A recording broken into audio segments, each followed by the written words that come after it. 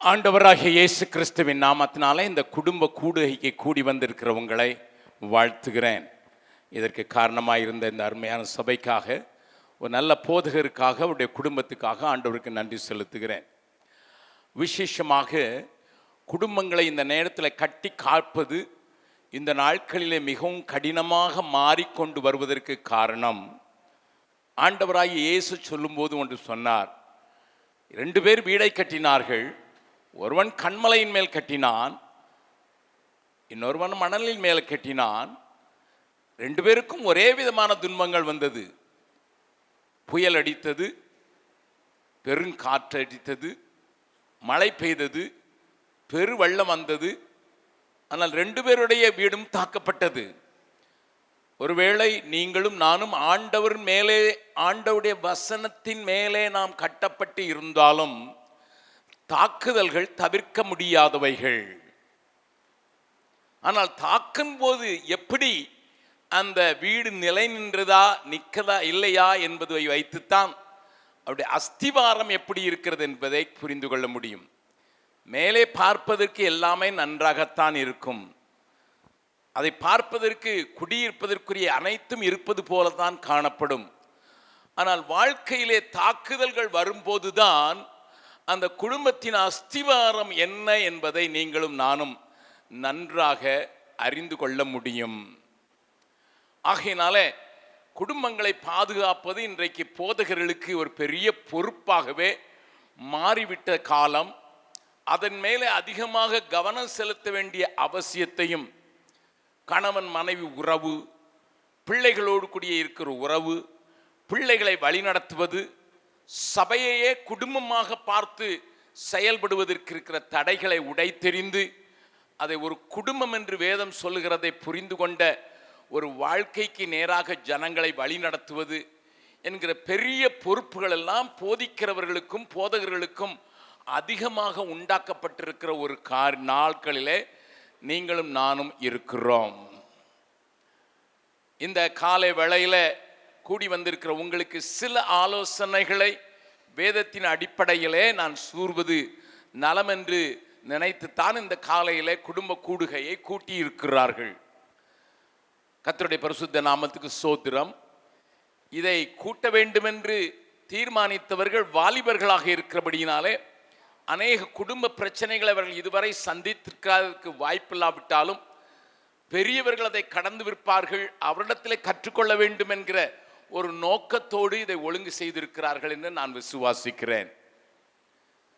இங்கே குடும்ப கூடுகைக்கு அகஸ்டின் ஜெபக்குமார் பேசுகிறார் என்று சொன்னதை பார்த்த ஒரு போதகர், சபையின் போதகர், அவருக்கு என்ன தகுதி இருக்கிறது என்று சொன்னார் என்று என்கிட்ட சொன்னார்கள்.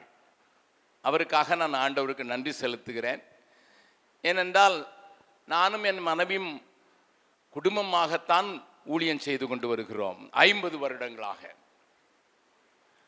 நானும் என் மனைவியும் ஆண்டவரை அறியாத பகுதிகளிலே ஊழியத்தை செய்து அநேக சபைகளையும் அநேக ஊழியங்களையும் உண்டாக்குவதற்கு கர்த்தர் எங்களுக்கு உதவி செய்தார். நான் என்னுடைய சின்ன காரியத்தை சொல்லிவிட்டு வசனத்துக்குள் உங்களை எடுத்துக்கொள்வதற்கு உதவியாயிருக்கும் என்று நான் சொல்ல விரும்புகிறேன். பீகாருக்கு நான் போன போது என் தாய் தகப்பனுக்கு ஒரே பிள்ளையாக இருந்தபடினாலும் அங்கே இருக்கிற சூழ்நிலைகள் எப்படியோ இருக்க வேண்டும் என்று இருந்ததினாலும் நான் தனியாக ஊழியம் செய்தால் ஏராளமான காரியங்களை சந்திக்க முடியும், ஏராளமான கிராமங்களை சந்திக்க முடியும் என்கிற சிந்தை என்னை ஆழ்கொண்டது. கூடவே சாது சுந்தர் சிங்கனுடைய வாழ்க்கையை அதிகம் பாதித்திருந்தபடியினாலே என்னுடைய நான் போன 6வது மாதத்தில் என்னுடைய பொருட்களை எல்லாம் ஒன்றும் வீட்டில் வைக்காதபடி திருடன் திருடிக்கொண்டு போனதினால ஒரு சாதுவை போல நான் உடை அணிந்து ஒரே ஒரு பேக்கோடு கூட நான் சுற்றி திரிய ஆரம்பித்ததை என் தாய் தகப்பன் கேட்டு, ஐயோ நம்முடைய சந்ததி முடிந்து போகிவிடும் என்கிற பயத்தினாலே என்னை திருமணம் செய் என்று வாரம் அவர்கள் கடிதம் எழுதினதினாலே நான் அவர்கள் ஆண்டவரிடத்திலே நான் சொல்லியிருந்தேன், நான் திருமணம் செய்ய மாட்டேன் என்றால் அல்ல, எனக்கு ஆசை என்று தான் சொல்லியிருந்தேன். ஆனால் ஆண்டவர் ஒரு நாள் இரவிலே நான் ஜெபித்து கொண்டிருக்கும் போது, உன்னை குறித்திருக்கிற திட்டத்தை நிறைவேற்றுவதற்கு உன்னோடு கூட இசைந்து ஓடுகிற ஒரு மனைவி உனக்கு தேவை என்பதை உணர்த்தினபடியினாலே நான் என் பெற்றோருக்கு நீங்கள் பாருங்கள் என்று சொல்லி அவர்களுக்கு நான் பார்க்க சொல்லி எங்களுடைய திருமணம் போட்டோவை கூட பார்க்காமல் திருமணத்திற்கு 3 மணி நேரத்திற்கு பிரதான் என் மனைவியினுடைய முகத்தையே பார்க்கும்படியாக ஒரு சந்தர்ப்பத்தில் திருமணம் நடந்தது. ஒரு விசித்திரமான ஒரு திருமணம். கர்த்தருடைய பரிசுத்த நாமத்துக்கு ஸ்தோத்திரம். ஆனால் என்னையும் என்னுடைய மனைவியை இணைத்தது ஒரு பெரிய காரியம் என்று நான் சொல்லுவேன். அது என்ன என்றால், அவளையும் ஆண்டவர் பீகாருக்கு அழைத்திருந்தாள். என் மனைவியை ஒரு கூட்டத்திலே ஆண்டவர் பீகாருக்கு தன்னை ஒப்புக் கொடுக்க வேண்டும். அது திருமணத்திற்கு முன்னதாக வாலிப பெண்ணாக இருக்கும்போது அவளோடு கூட இடைப்பட்டு ஒரு பள்ளிகளில் ஆசிரியையாக பணியிருந்து கொண்டிருந்த போது, அவள் வாலிப பிள்ளைகள் கூட்டங்களை நடத்தி கொண்டிருந்த போது, நீ எனக்கு பீகாருக்கு வேண்டுமென்று ஆண்டவர் சொன்னதை கேட்க மனதில்லாமல் அவளும் நான் திருமணம் செய்ய மாட்டேன் என்று சொல்லி, அவளுக்கு ஒரு சின்ன ஆசை இருந்ததை அவளுடைய பெற்றோர் நிறைவேற்றக்கூடாதபடி அவளை நெருக்கின போது, அந்த போராட்டத்தின் மத்தியிலே ஆண்டவர் ஒரு பக்கம் நெருக்க, பீகாருக்கு என்று ஒப்பு கொடுத்தால் திருமணம் செய்து கொண்டு போய் என்று சொல்வார்களே என்று சொல்லுகிற ஒரு போராட்டத்தின் மத்தியில தன்னுடைய தாயிடத்தில் போய் பேச போகும்போது அவள் ஊமையாகிவிட்டாள். பேச முடியாதபடி மாறிவிட்டது. அவளுடைய அம்மா நல்ல ஆவிக்குரிய தாயாய் இருந்தபடினால ஆண்டவனை அழைக்கிறார் என்றால் ஒப்புக்கொடு என்று சொல்லி ஆலோசனை சொன்னது நிமித்தம் வந்து ஆலயத்திலே மறுபடியும் முகங்குப்புற விழுந்து, ஆண்டவரே என்னை குறித்து நீ திட்டம் என்ன வைத்திருக்கிறீர் என்று சொன்னபோது அவளுக்கு ஒரு காதிலே ஒரு வசனம் ஒலித்தது. உன் நினைவுகள் என் நினைவுகள் அல்ல, என் நினைவுகள் உயர்ந்தது என்று சொல்லி ஆண்டவர் அவளுக்கு உணர்த்தினதினாலே தன்னை பீகாருக்கு ஒரு மிஷனரியாக ஒப்புக் கொடுக்கும் வரை ஆண்டவர் அவளை ஊமையாக வைத்திருந்தார். அதற்கு பிறகுதான் அவள் பேச ஆரம்பித்தாள். ஆகையினாலே நானும் ஒரு தரிசனம் பெற்று பீகாருக்கு சென்றிருந்தேன். எங்கள் திருமணத்திற்கு முன்னதாக பீகாருக்கு தன்னை ஒப்புக் கொடுத்த ஒரு மகளும் இணைந்தபடினால எங்களை இணைத்தது ஒரு தரிசனம் என்று நான் தைரியமாக சொல்வேன். ஆனால் திருமணத்திற்கு பின்பு இன்றைக்கு நாங்கள் செய்கிற பல ஊழியங்களுக்கு அஸ்திபாரம் போடுவதற்கு கர்த்தர் அவளையே உபயோகப்படுத்தினார். இன்றைக்கு அநேக ஆயிரமான பிள்ளைகள் பெரிய பெரிய இடங்களில் இன்றைக்கு உயர்ந்து நிற்பதற்கு மூல காரணமாக அமைந்தது என்னுடைய மனைவி என்று நான் சொல்லுவேன். நான் ஒரு காரியத்தை சொல்ல வேண்டும். I am not a good husband. நான் நல்ல கணவன் என்று என்னை ஒப்புக்கொள்ள மாட்டேன். என்றால் இதுவரைக்கும் ஒரு சேலை கூட வாங்கி கொடுத்தது இல்லை. 50 வருட திருமணத்தில் ஒரு நாளும் ஒரு சேலை வாங்கி கொடுத்ததில்லை. ஏனென்றால் அவள் என்னிடத்தில் கேட்டதும் இல்லை, நான் வாங்கி கொடுத்ததும் இல்லை. கர்த்தர் அப்படியான ஒரு நல்ல தன்னுடைய தேவையை கூட சொல்லாத ஒரு மகளை என்னோடு இணைத்ததினால்தான் இன்றைக்கு வரைக்கும் ஒரு மிஷனரியாக நாங்கள் ஓடுவதற்கு கர்த்தர் எங்களுக்கு உதவி செய்திருக்கிறார்.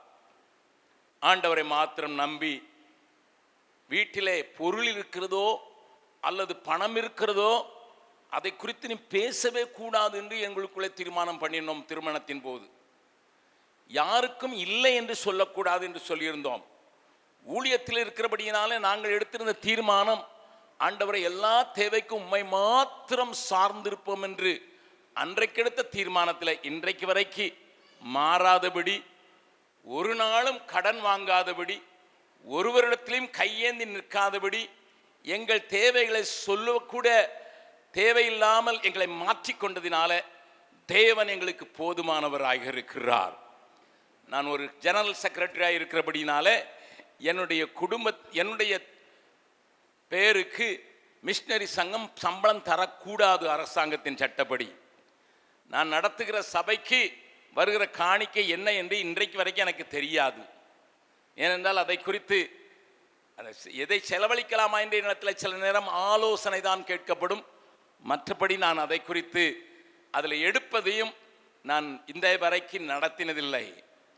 என்னுடைய வீட்டிலே வந்து இது உங்களுக்குத்தான் என்று கொடுக்கிறவர்களை மட்டும் வைத்து இந்த தேவனை பின்பற்றுவதற்கு கடந்த 50 வருட குடும்ப வாழ்க்கையில தேவன் போதுமானவராக இருந்ததினால நான் ஆண்டவருக்கு நன்றி செலுத்துகிறேன்.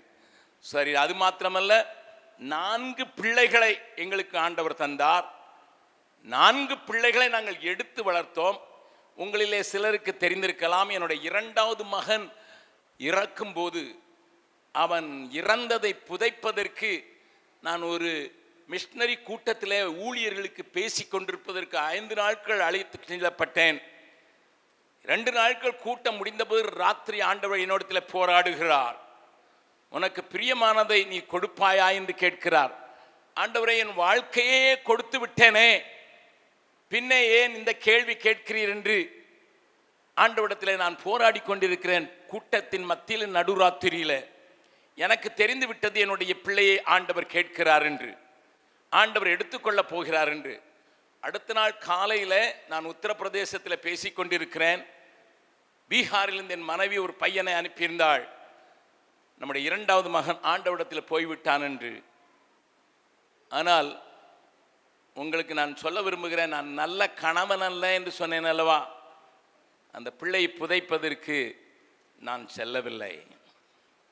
அது ஒரு ஹோலி பண்டிகை ஆகையினாலே ஒரு கடையும் கிடையாது, ஒரு ஆளும் குழி வெட்டுவதற்கு தானும் கிடையாது, ஒரு பெட்டியை செய்வதற்கும் ஒரு ஆள் உதவி இல்லை.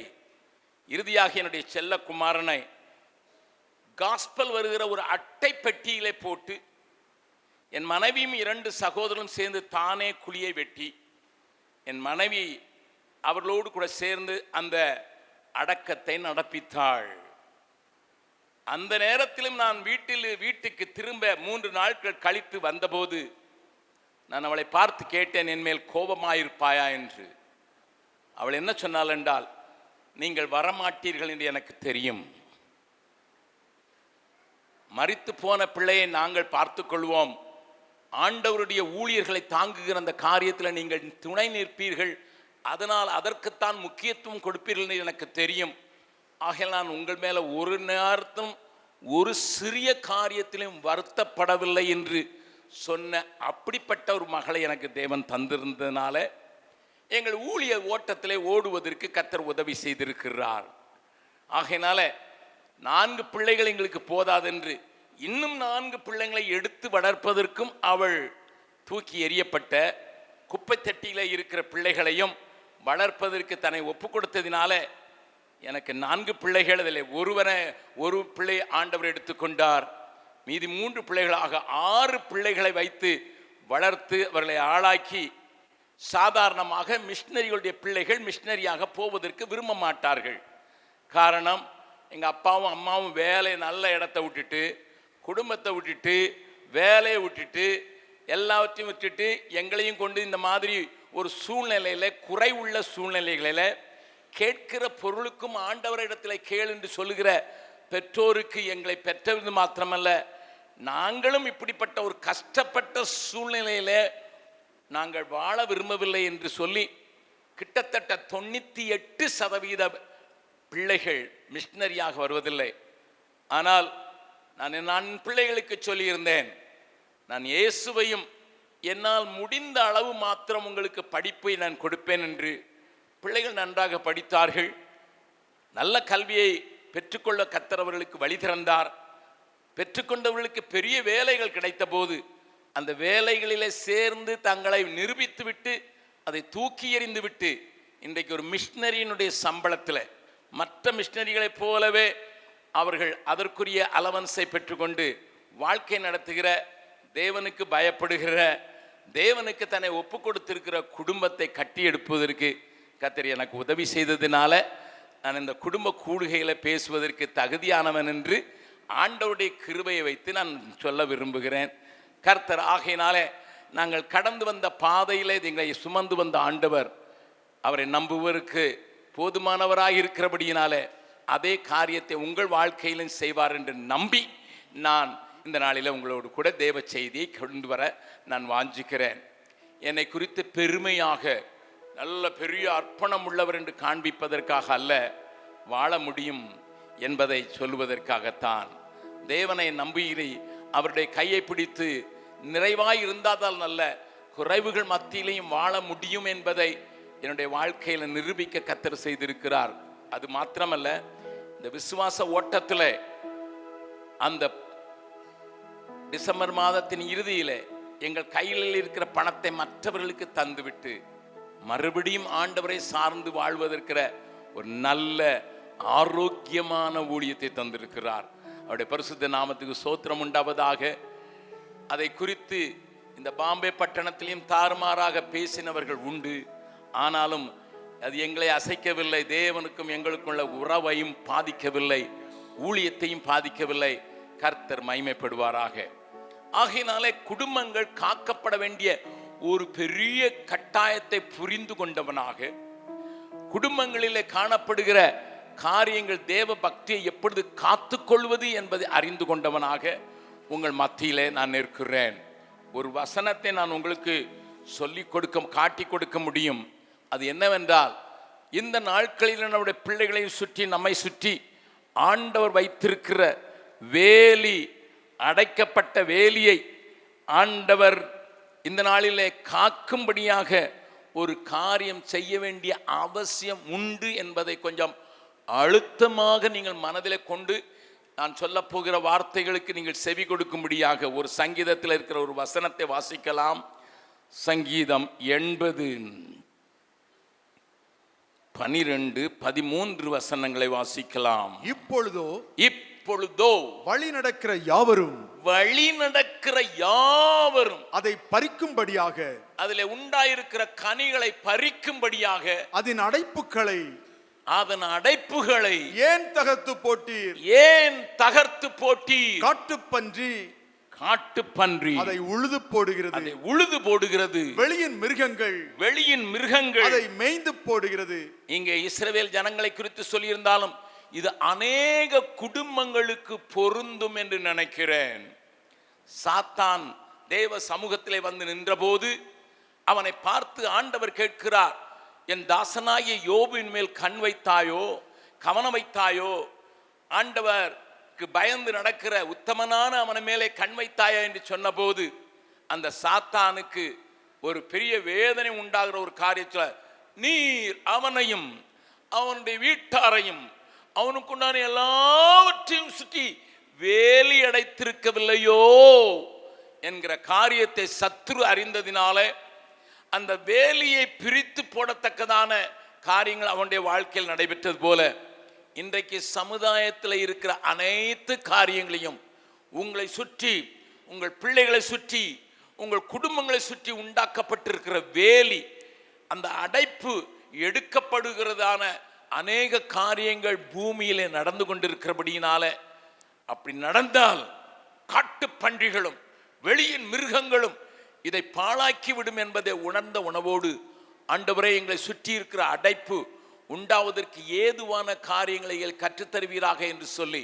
தேவனை நோக்கி பார்க்கலாமா? எல்லாரும் கண்களை மூடி, ஆண்டவரே ஒரு குடும்ப கூடுகைக்கு வந்திருக்கிறோம்.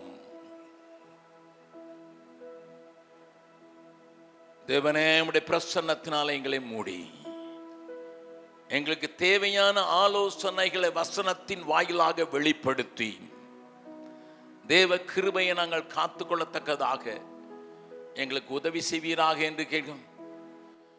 ஆண்டவா பிரசன்னமாகி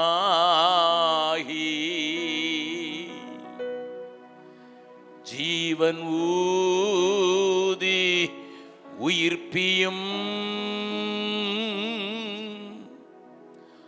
ஆசை காட்டும் தாசர் மீதில் ஆசீர்வாதம் ஊற்றிடும் அருள் மாறி எங்கள் பேரில் வருஷிக்க பண்ணுவீர். ஆசையோடு நிற்கிறோமே, ஆசீர்வாதம் ஊற்றுவீர். தேவரீரின் பாதத்தண்டை ஆவலோடு கூடினோம். உந்தன் திவ்ய அபிஷேகம் நம்பினாடி அண்டினோம். அருள் மாறி எங்கள் பேரில் வருஷிக்க பண்ணுவீ. ஆசையோடு நிற்கிறோமே, ஆசீர்வாதம் ஊற்றுவீ.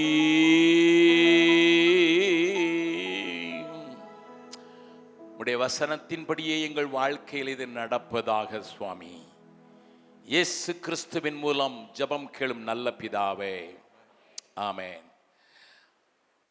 நேற்றைய தினத்தின் சாயங்காலத்திலே கூட்டத்துக்கு வராதவர்கள் இருக்கலாம். அவர்களுக்காக இந்த 3 நாட்களிலே காலையும் மாலையும் சேர்த்து 5 செய்திகளிலேயும் நான் ஆபிரகாமை மையமாக கொண்டு அவனுடைய வாழ்க்கையிலிருந்து அவனுடைய பிள்ளைகள் என்று நாம் அழைக்கப்படுகிறதுனாலே எப்படி நடக்க வேண்டும் என்பதை காண்பித்து கொடுப்பேன் என்று உங்களுக்கு சொன்னேன். நேற்றைய தினத்திலே ஒரு வசனத்தை நாம் ஆதாரமாகவே காண்பித்தோம். ஆபிரகாமின் பிள்ளையாவதற்கான வழிகளை ஆண்டவர் எப்படி திறந்தார் என்பதை நேற்றைய தினத்திலே நான் விளக்கி, அதற்கு பிறகு ஒரு முக்கியமான வசனத்தைக்கு முன்னதாக உங்களை நான் நிறுத்தினேன். யோவான் எழுதின சுவிசேஷம் 8வது அதிகாரம் 39வது வசனத்தை நேற்றைய தினத்திலே நான் உங்களுக்கு முன்னதாக கொண்டு வந்தேன். யோவான் 8வது அதிகாரம் 39வது வசனம். அதற்கு அவர்கள் ஆபிரகாமே எங்கள் பிதா என்றார்கள். இயேசு அவர்களை நோக்கி நீங்கள் ஆபிரகாமின் பிள்ளைகளாய் இருந்தால் ஆபிரகாமின் கிரியைகளை செய்வீர்களே. நீங்களும் நானும் ஆபிரகாமின் பிள்ளைகளாகிற அதிகாரத்தை தந்திருக்கிற அவருடைய இரத்தத்தினாலே சமீபமாக்கப்பட்டிருக்கிற நாம் பிள்ளைகளாய் இருத்தோமானால் ஆபிரகாம் செய்த காரியங்களை நாமும் செய்வோம் என்பதை நேற்றைய தினத்திலே நான் சொன்னேன்.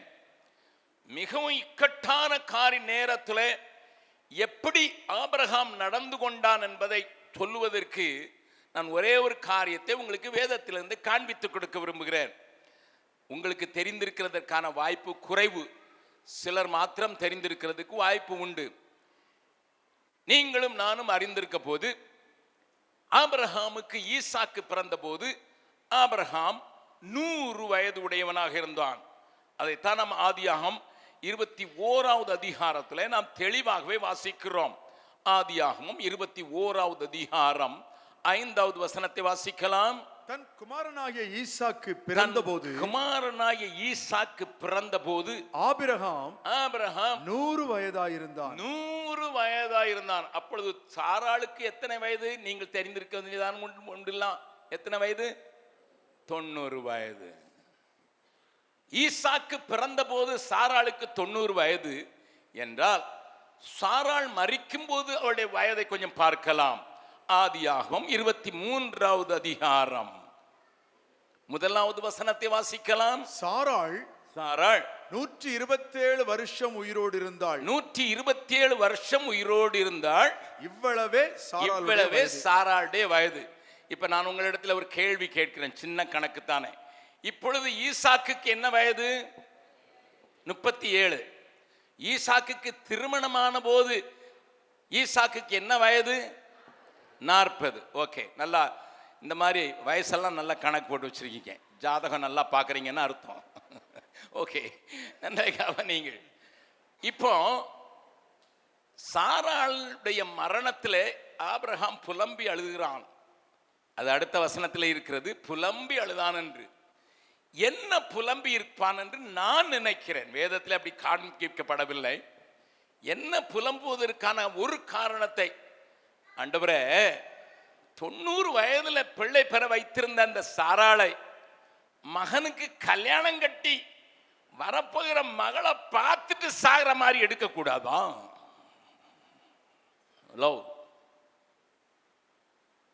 கொஞ்சம் எக்ஸ்டென்ஷன் கொடுத்துருக்க கூடாதா? ஒரே பிள்ளை இத்தனை வருடமாக நாங்கள் வாழ்ந்தோம், இத்தனை வருடமாக காத்திருந்தாள் அவள். பிள்ளை பேரு இனி இல்லை என்று சொன்ன போது அந்த நேரத்தில் உம்முடைய வார்த்தையை நம்பி கர்த்தர் வல்லவர் என்றோ உண்மையுள்ளவர்கள் என்று நாங்கள் 2 பேரும் நம்பினதினால் எங்களுக்கு வயதான காலத்தில் இனி இன்பம் இருக்குமோ என்று நினைக்கிற நேரத்தில் நீர் பிள்ளையை தந்தீர். சீராட்டி பாராட்டி 37 வருடங்கள் வளர்த்திருக்கிறாள். என் வீட்டுக்கு வரப்போகிற மருமகள் யார் என்று அவள் பார்த்து அதற்கு பிறகு நீர் எடுத்துக்கொள்ளக்கூடாதா என்கிற ஒரு புலம்பல் ஏக்கம் இருந்திருக்கிறதுக்கான வாய்ப்பு உண்டு. மறுபடியும் சொல்கிறேன், இது வேதத்தில் சொல்லப்படவில்லை. ஆனால் அந்த புலம்பலுக்கு பின்னதாக இருக்கிற ஒரு ஏக்க துணியை தகப்பன் என்கிற முறையிலே நானும் அறிந்திருக்கிறேன். Is it right? Is it fair? இது சரிதானா? இது எப்படி சரியாகும்? நீர் என்னைத்தான் சொல்லியிருக்கிறீர், நான் உம்முடைய நண்பன் என்று. வாசிக்கலாம், ஏசாயா தீர்க்கதரிசியின் புஸ்தகம் 41வது அதிகாரத்தில் ஆண்டவரே சொல்லுகிற வார்த்தை அங்கே பார்க்கலாம். வசனத்தை நேசிக்கிறவர்கள் இருக்கிறபடினாலே வார்த்தைகளை காண்பித்துக் கொடுக்க விரும்புகிறேன். ஏசாயா 41வது அதிகாரம் அங்கே 8வது வசனத்தில் ஆண்டவரே சொல்லுகிறார். வாசிக்கலாம். என் தாசனாகிய இஸ்ரவேலே, என் தாசனாகிய இஸ்ரவேலே, நான் தெரிந்து கொண்ட யாக்கோபே, நான் தெரிந்து கொண்ட யாக்கோபே, என் சிநேகிதனான ஆபிரகாமின் சந்ததியே, என் சிநேகிதனான ஆபிரகாமின் சந்ததி. ஆண்டவரே என்னுடைய ஃப்ரெண்ட், என்னுடைய சிநேகிதன் என்று அட்ரஸ் பண்ணக்கூடிய ஒரு மனுஷன். இதைத்தான் யாக்கோபும் தன்னுடைய நிருபத்திலே காண்பிக்கிறார். அந்த வசனத்தையும் பார்த்துக் கொள்ளுங்கள். உங்களுடைய வேத அறிவை பெருக்குவதற்காக நான் அதை காண்பித்துக் கொடுக்க விரும்புகிறேன். யாக்கோபு 2வது அதிகாரம், யாக்கோபு 2வது அதிகாரத்தில் 23வது வசனத்தை வாசிக்கலாம். அப்படியே ஆபிரகாம் தேவனை விசுவாசித்தான், ஆபிரகாம் தேவனை விசுவாசித்தான், அது அவனுக்கு நீதியாக எண்ணப்பட்டது என்கிற வேத வாக்கியம் நிறைவேறிற்று. அவன் தேவனுடைய சிநேகிதன் எனப்பட்டான். புதிய ஏற்பாடும் அந்த காரியத்தை அப்படியே ஆமோதிக்கிறது. விசேஷமாக இயேசுவோடு கூட பிறந்த யாக்கோபு, அந்த நாளின் சபைக்கு தூணாய் இருந்த யாக்கோபு அதை அறிக்கையிடுகிறான். ஆபிரகாம் தேவனுக்கு சிநேகிதனாக நடந்து வந்த ஆபிரகாமுக்கு ஒரு 3 வருஷம் மகளை உயிரோட வச்சு, எம்மா நீ கல்யாணத்தை பார்த்துட்டு சாவு என்று சொல்லியிருக்கலாமே, ஏன் செய்யவில்லை? நம்ம வீடுகளில் 95 வயசு கிழங்கள் கூட பேத்தி கல்யாணத்தை பார்த்துட்டு சாகிறேன் அப்படின்னு என்கிட்ட எத்தனை தடவை ஜோம் பண்ண பண்ணுவாங்க. கூட்டிகிட்டு போகிறவங்க, அண்ணே வந்து கொஞ்சம் ஜோம் பண்ணுங்க, பாட்டியம்மா ரொம்ப நாளாக இழுத்துட்டு கிடக்குது. நாங்களும் வேற பாம்பேலேருந்து ஊருக்கு வந்து மறுபடியும் வந்து பாட்டி சாக போகுதுன்னு சொல்கிறாங்க. ஆனால் போன மறுபடியும் முழிச்சுக்கிடுது. ஆகையினால சீக்கிரம் போகணும்னு ஜோம் பண்ணுங்கன்னு சொல்லி என்னைய கூப்பிட்டு போய் ஜோம் பண்ண வச்சா இவங்க சொல்லுவாங்க சீக்கிரம் போகட்டும் அப்படின்னுட்டு. அந்த அம்மா உள்ள சொல்லும், ஐயா இப்போ தான் பேத்தி பிறந்திருக்க, அவளுக்கும் ஒரு மாலை கழுத்தோட பார்த்துட்டு சாகுறேன். இப்போ நீங்களுடைய பாடு, ஊழியருடைய பாடு பெரிய பெரும்பாடு. இருக்க வைக்க ஜோம் பண்ணவா அல்லது எடுத்துக்கொள்ள ஜோம் பண்ணவா? இருக்க வைக்க ஜோம் பண்ணா வீட்டுக்காரங்க அடிப்பாங்க, எடுத்துக்கொள்ள ஜோம் பண்ணா அந்த பாட்டி மாடிக்கும். ஆனால் என்ன ஆசை, பேத்திக்கு அவ கழுத்துலேயும் ஒரு மாலையை பார்த்துட்டு அதுக்கு பிறகு போகிறேன். அதுக்கப்புறம் மாலை பார்க்கறது வரைக்கும் நம்ம இருக்க வச்சுட்டோம்னா இப்படியோ ஆண்டோட கெஞ்சி மண்டாடி கூத்தாடி அவர் உட்கார வச்சுட்டா அது சொல்லும், ஒரு புழு பூச்சி பார்த்துட்டு போறேன். அப்பா, வயிற்றுல புழுவையும் பூச்சியும் பார்த்த பிறகு போகுதான். பட் இங்க ஆபிரகாம் ஆண்டவரிடத்துல எதாயிலும் அதை குறித்து முறுமுறுத்தவனும் புலம்பல் இருந்தது உண்மைதான், ஏக்கம் இருந்தது உண்மைதான், அதற்குரிய சாத்தியம் இருந்தது உண்மைதான். ஆனால் என் தேவன் எனக்கு குறை செய்ய மாட்டார் என்கிற ஒரு பெரிய நம்பிக்கை. My God knows. அதனால் தான் அந்த நாட்களின் பக்தர்கள், யோபுவினுடைய புஸ்தகம் முதலாவது எழுதப்பட்டது என்று உங்களுக்கு தெரிந்திருக்கலாம் வேதத்தில். யோபு கிட்டத்தட்ட ஆபிரகாம் நாட்களில் வாழ்ந்த ஒரு பக்தன் என்பதை நீங்கள் தெரிந்திருக்கலாம். யோபுவின் காலத்தில் நியாயப்பிரமாணம் கிடையாது. யோபுவின் காலத்தில் தீர்க்கதரிசிகளை அவன் பார்த்ததாக வேதம் நமக்கு சொல்லவில்லை. நன்றாய் கவனியுங்கள். அப்படிப்பட்ட யோபு, ஆபிரகாம், அந்த பழைய ஆண்டவருடைய தாசர்கள் என்ன சொன்னார்கள்? நான் போகும் வழியை அவர் அறிவார், எனக்கு குறித்திருக்கிறதை அவர் நிறைவேற்றுவார்.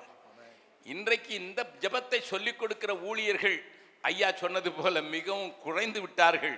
இன்றைக்கு ஆண்டவருக்கு கட்டளை இடுகிற ஊழியர்களே பெரியதாக இறங்குவீராக தொடுவீராக என்று ஆண்டவரே நம்ம சின்ன 2 பாய் வந்து நிற்கிற மாதிரியும் ஒரு சாதாரண ஆள் வந்து நிற்கிற மாதிரி கட்டளை இடுகிற ஊழியக்காரங்களும் நமக்கு பெரிய ஆட்கள். என்னை பெரிய கேட்டுக்கொண்டு இருக்கிற அருமையானவர்களே, நீங்கள் ஆபிரகாமுக்கு பிள்ளை என்றால் அவர் அறியாதொன்றும் வந்ததில்லை, அவரையே சார்ந்து கொள்வேன். அவர் அறியாதொன்றும் வந்ததில்லை, அவரையே சார்ந்து கொள்வேன்.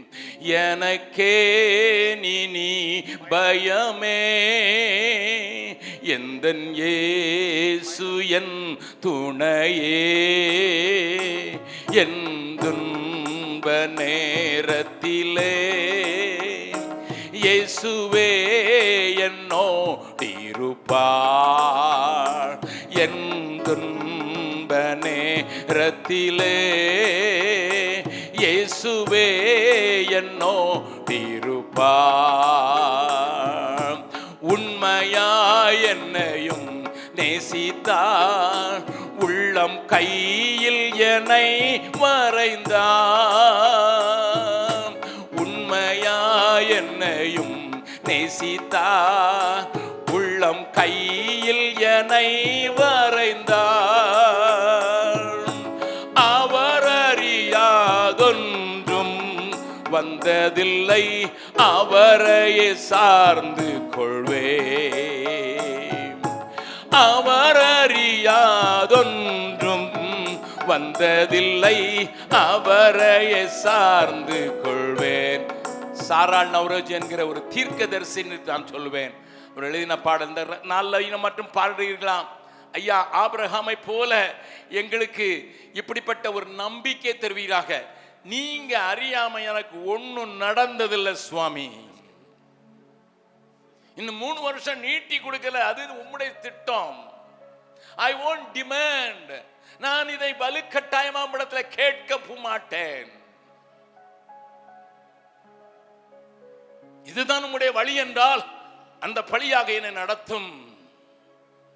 I became a single parent to choose my daughter-in-law. என்னுடைய மருமகளை தேடி கொடுப்பதற்கு தனியானாக மாற்றிவிட்டேனே. மாமியாருக்கும் மருமகளுக்கும் தானே இணைந்து போக வேண்டிய அவசியம் உண்டு. மாமனாரை எப்பொழுதுதானே பார்ப்பாள். ஆகையினால அவள் இருக்கும்போது திருமணமாய் அவளும் வந்து வீட்டிலே தங்கி இருக்கும் போது அவள் தங்கியிருந்த கூடாரம் காலியா இருப்பதற்கு நீர் வழிவிடுவீரோ என்கிற ஒரு பெரிய புலம்பல் உங்களுக்கும் எனக்கும் உண்டாயிருக்கிறதற்கான வாய்ப்பு உண்டு. பாருங்கள், ஒரு வசனத்தை வாசிக்கலாம். ஆதியாகமம் 24வது அதிகாரம். ஆதியாகமம் 24வது அதிகாரத்தில் இவைகளெல்லாம் சின்னமா சாதாரண கதை போல வாசித்து போவதற்கு வாய்ப்பு உண்டு. நல்லதுக்கிற ஒரு காரியத்தை நான் உங்களுக்கு காண்பித்து கொடுக்க விரும்புகிறேன். வாசிக்கலாம். 67வது வசனத்தை வாசிக்கலாம். அப்பொழுது ஈசாக்கு ரெபெக்காளை தன் தாய் சாராளுடைய கூடாரத்திற்கு அழைத்து கொண்டு போய், போதும், தாய்க்கு ஒரு கூடாரம் இருந்தது, அது காலியாக இருக்கிறது. அதை நிரப்புவதற்குத்தான் ரெபெக்காளை ஆண்டவர் கொண்டு வருகிறார். காலி இடத்தை நிரப்புவதற்குத்தான் மருமகள் உள்ளே வருகிறாள். நன்றாய் கவனியுங்கள். There is an empty vacuum place in the life of people. வாழ்க்கையிலே சில காலி இடங்கள் சில நேரங்களில் உண்டாகலாம். அதை நிரப்புவதற்குத்தான், நீங்கள் தெரியுமா, உங்களுக்கு தெரியாது, சரித்திர ஆராய்ச்சியின் அடிப்படையில் நான் உங்களுக்கு சொல்கிறேன். ரெபேக்காளுக்கு அந்த நேரத்திலே வயது 13. She was only 13. இப்பொழுதுதான் டீனேஜ் என்று சொல்லுகிறார்கள். அந்த டீனேஜிலே பிரவேசித்திருக்கிறாள். எப்படிப்பட்ட வீட்டிலே வளர்க்கப்பட்டிருக்கிறாள்? லாபான் என்கிற அவருடைய சகோதரன் குறி கேட்கிறவன். வீட்டிலே சொரூபங்களை வைத்து அதை ஆராதிக்கிறவன்.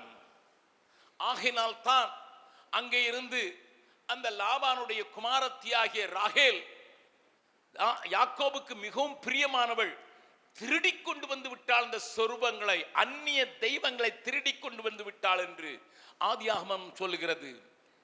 அதாவது என்ன, விக்கிர ஆராதனை செய்கிற குடும்பத்திலையும் குறி கேட்டு வாழ்க்கை நடத்துகிற, காரியங்களை பார்க்கிற, காரியத்திலே ஈடுபட்டிருக்கிற குடும்பத்தில் இருந்துதான் ரெபேக்காள் கொண்டு வரப்படுகிறாள். ஆனால் வழியிலே பிரயாணத்தின் போது அந்த எலியேசர் ஜீவனுள்ள தேவன் யார் என்று அவனுக்கு அடையாளம் காட்டி கொடுத்து, நீ எப்படிப்பட்ட குடும்பத்திற்கு வருகிறாய் என்பதை அவளுக்கு விளக்கி அவளை கொண்டு வந்ததினாலே அவள் தன்னுடைய தேவனை, தன்னுடைய மனைவி கணவனை மாத்திரமல்ல, தன்னுடைய தேவனையும் புரிந்து கொண்டவளாகத்தான் காலி இடத்தை நிரப்புகிறார்களாக வருகிறாள். என்னை கேட்கிற அருமையானவர்களே, அநேகர் உங்களுடைய பிள்ளைகளுக்கு எதிர்காலங்களை குறித்து இப்பொழுதே யோசிக்க ஆரம்பித்திருக்கலாம். உங்கள் குடும்பத்தில் ஒரு புதிய நபர் வருவதற்கு அஸ்திபாரமாக காலி இடத்தை நிரப்புவதற்கு ஒரு மகளை, அறியாத மகளை, பார்க்காத மகளை தேவன் கொண்டு வருகிறார் என்றால் அதை பிள்ளையும் ஏற்றுக்கொள்கிறான். அதே போல ஆபிரகாமும் ஏற்றுக்கொள்கிறான் என்று தைரியமாக சொல்லுவேன். நீங்கள் அறிந்திருக்கிறபடி அடிக்கடி நம்முடைய நிச்சயதார்த்த சமயத்திலே சொல்லப்படுகிற 24வது அதிகாரத்தின் அந்த காரியங்களிலே ரெபேக்காளுடைய காரியங்களை சொல்லிவிட்டு குருவானவர்கள், போதகர்கள், பிரசங்கிகள் இதை சொல்லியிருக்கிறதுக்கு வாய்ப்பு உண்டு. அங்கே பெண்ணை கூட்டிக் கொண்டு வருகிறார் எலியேசர். அந்த எலியேசரிடத்தில் பெண் கேட்கிறார், அதோ ஒருவர் தனியாக உலாவிக் கொண்டிருக்கிறாரே, அவர் யார் என்று. ஏனென்றால் அவனை குறித்து சொல்லப்பட்டிருக்க அதே 24வது அதிகாரம் 63 வசனத்தை வாசியுங்கள். ஈசாக்கு சாயங்கால வேளையிலே தியானம் பண்ண வெளியே போயிருந்து தன் கண்களை ஏறெடுத்து பார்த்தபோது, பெண் பார்க்க போயிருக்கிறார்கள். பெண் வருவாள் என்ற எதிர்பார்ப்பு இருக்க வேண்டிய ஈசாக்கோ தகப்பனுடைய தேவனை அறிந்தபடியினாலே சிங்கிள் பேரண்டாக மாற்றப்பட்டிருக்கிற ஆபிரகாம் அவனுக்கு கற்றுக்கொண்ட காரியங்களை கண்டதினாலே தேவனை தேடுவதற்கு, தேவனோடு கூட உலாவுவதற்கு, அன்றைக்கு வேத புஸ்தகம் இல்லாதிருந்தும், பெரிய வெளிப்பாடுகள் இல்லாதிருந்தும் அவரை தியானித்து அவரோடு அளவளாவி அவரோடு கூட நடக்கிற பயிற்சியில ஈசாக்கு பயிற்சி பெற்றிருந்தான் என்றால் அதற்கு ஆபிரகாம் எத்தனையான காரியத்தை செய்திருக்க வேண்டும் என்பதை கொஞ்சம் யோசித்து பாருங்கள். காலி இடத்தை நிரப்புகிற ஒருவள் வருகிறாள். அவளை தேவன் ஆயத்தப்படுத்தி என்னுடைய தாயினுடைய அந்த கூடாரத்திற்குள் கொண்டு வர வேண்டும் என்று அவன் தியானம் பண்ணி ஆண்டவரை தேடுகிற அந்த சாயங்கால வேளையை வேதம் சொல்லுகிறது. மறுபடியும் சொல்லுகிறேன், ஆபிரகாம் தான் மாத்திரம் தேவனை நம்புகிறவன் அல்ல, தன்னுடைய குமாரனையும் சம்பூர்ணமாக இந்த தேவனை என்னை நடத்துவார் என்று பெரிய தாக்கத்தை உண்டாக்கிவிட்ட ஒரு நல்ல தேவ மனிதனை சிநேகிதன் என்று ஆண்டவர் சொல்லி இருக்கிறார். இந்த காலை கூட்டத்தில் வந்திருக்கிற உங்களோடு கூட கேட்கிறேன், எவ்வளவு தூரமாக உங்கள் பிள்ளைகளை பாதித்திருக்கிறீர்கள்? உங்களுடைய வாழ்க்கை எவ்வளவாய் பாதிக்கிறீர்கள்? அவர்கள் தேவனை அறிந்தது மாத்திரமல்ல, அவர் அறியாமல் ஒன்றும் நடப்பதில்லை, அப்படியாக நான் சரண்டராயிருக்கிறேன் என்கிற நிலைக்கு உங்களை பிள்ளைகளை தள்ளி இருக்கிறீர்களா? அப்படியானால் என்னோடு கூட சேர்ந்து இந்த 4 லைனை மறுபடி பாடலாமா? உண்மையா என்னையும் நேசித்தார், உள்ளன் கையில் என்னை வரைந்தார், அவர் அறியாமல் ஒன்றும் வந்ததில்லை, அவரையே சார்ந்து கொள்வேன் என்று சொல்கிற எனக்கேன் பயமேன் என்று சொல்லி வாழ்க்கையில ஏற்படுகிற சூறாவளிக்கும் புயல்களுக்கும் பயப்படாத ஒரு வாழ்க்கைக்கு என்னை கத்தமைக்கிறேன் சொல்லி என்னோடு கூட சேர்ந்து பாடலாமா? உண்மையா என்னையும் நேசித்தா, உள்ளம் கையில் என்னை வரைந்தா. பாடலாம். உண்மையா என்னையும் நேசித்தா, உள்ளம் கையில் என்னை வரைந்தா. அவர் அறியாதொன்றும் வந்ததில்லை, அவரையே சார்ந்து கொண்டே. அவர் அறியாதொன்றும் வந்ததில்லை, அவரையே சார்ந்து கொண்டேன். எனக்கே இனி பயமே, எந்தன் இயேசு என் துணையே. என் துன்ப நேரத்திலே இயேசுவே என்னோடிருப்பார். என் துன்ப நேரத்திலே இயேசுவே என்னோடிருப்பார். மறுபடியும் இந்த கவியை மட்டும் பாடலாமா? உண்மையா என்னையும் உள்ளம் கையில் என்னை வரைந்தார். சொல்லுங்கள்.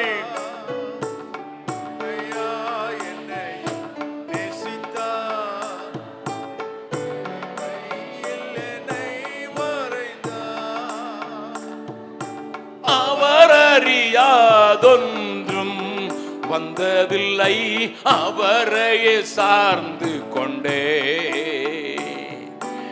அவர் அறியாதொன்றும் வந்ததில்லை, அவரையே சார்ந்து கொண்டேன். எனக்கே நீ பயமே, எந்தன் இயேசு என் துணையே. என் துன்ப நேரத்திலே இயேசுவே என்னோடிருப்பார். என் துன்ப நேரத்திலே இயேசுவே என்னோடிருப்பார்.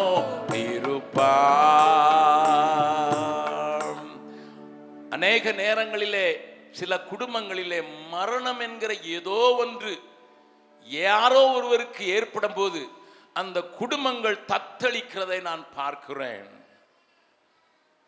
When a death happens, they are totally destroyed or discarded என்று சொல்ல வேண்டும். செயலற்று போகிறது மாத்திரமல்ல, அவர்கள் எல்லாவற்றையும் சீராக செய்யக்கூடாத ஒரு மனநிலையிலே தள்ளப்பட்டு விடுவார்கள்.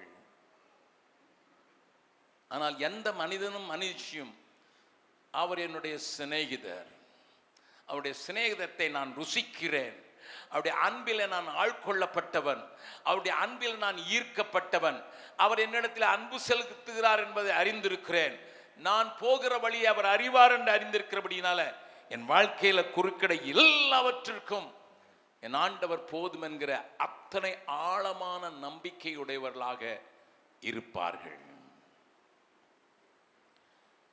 Your love on God, தேவன் பேரில வைக்கிற உங்க அன்பின் ஆழத்தை கொஞ்சம் இந்த கால வேளையில நீங்கள் நினைப்பீர்கள் என்றால், ரோமர் 8:28 சொல்வது போல, தேவன் தம்மிடத்தில் அன்பு கூறுகிறவர்களுக்கு, அவருடைய சித்தத்தின்படி அழைக்கப்பட்டவர்களுக்கு சகலத்தின் நன்மைக்காக நடத்துகிறார். கரங்களை உயர்த்தி இதை நம்புவர்கள் மாத்திரம் ஒரு பெரிய அல்லேலூயா சொல்லலாமா? Yes sir.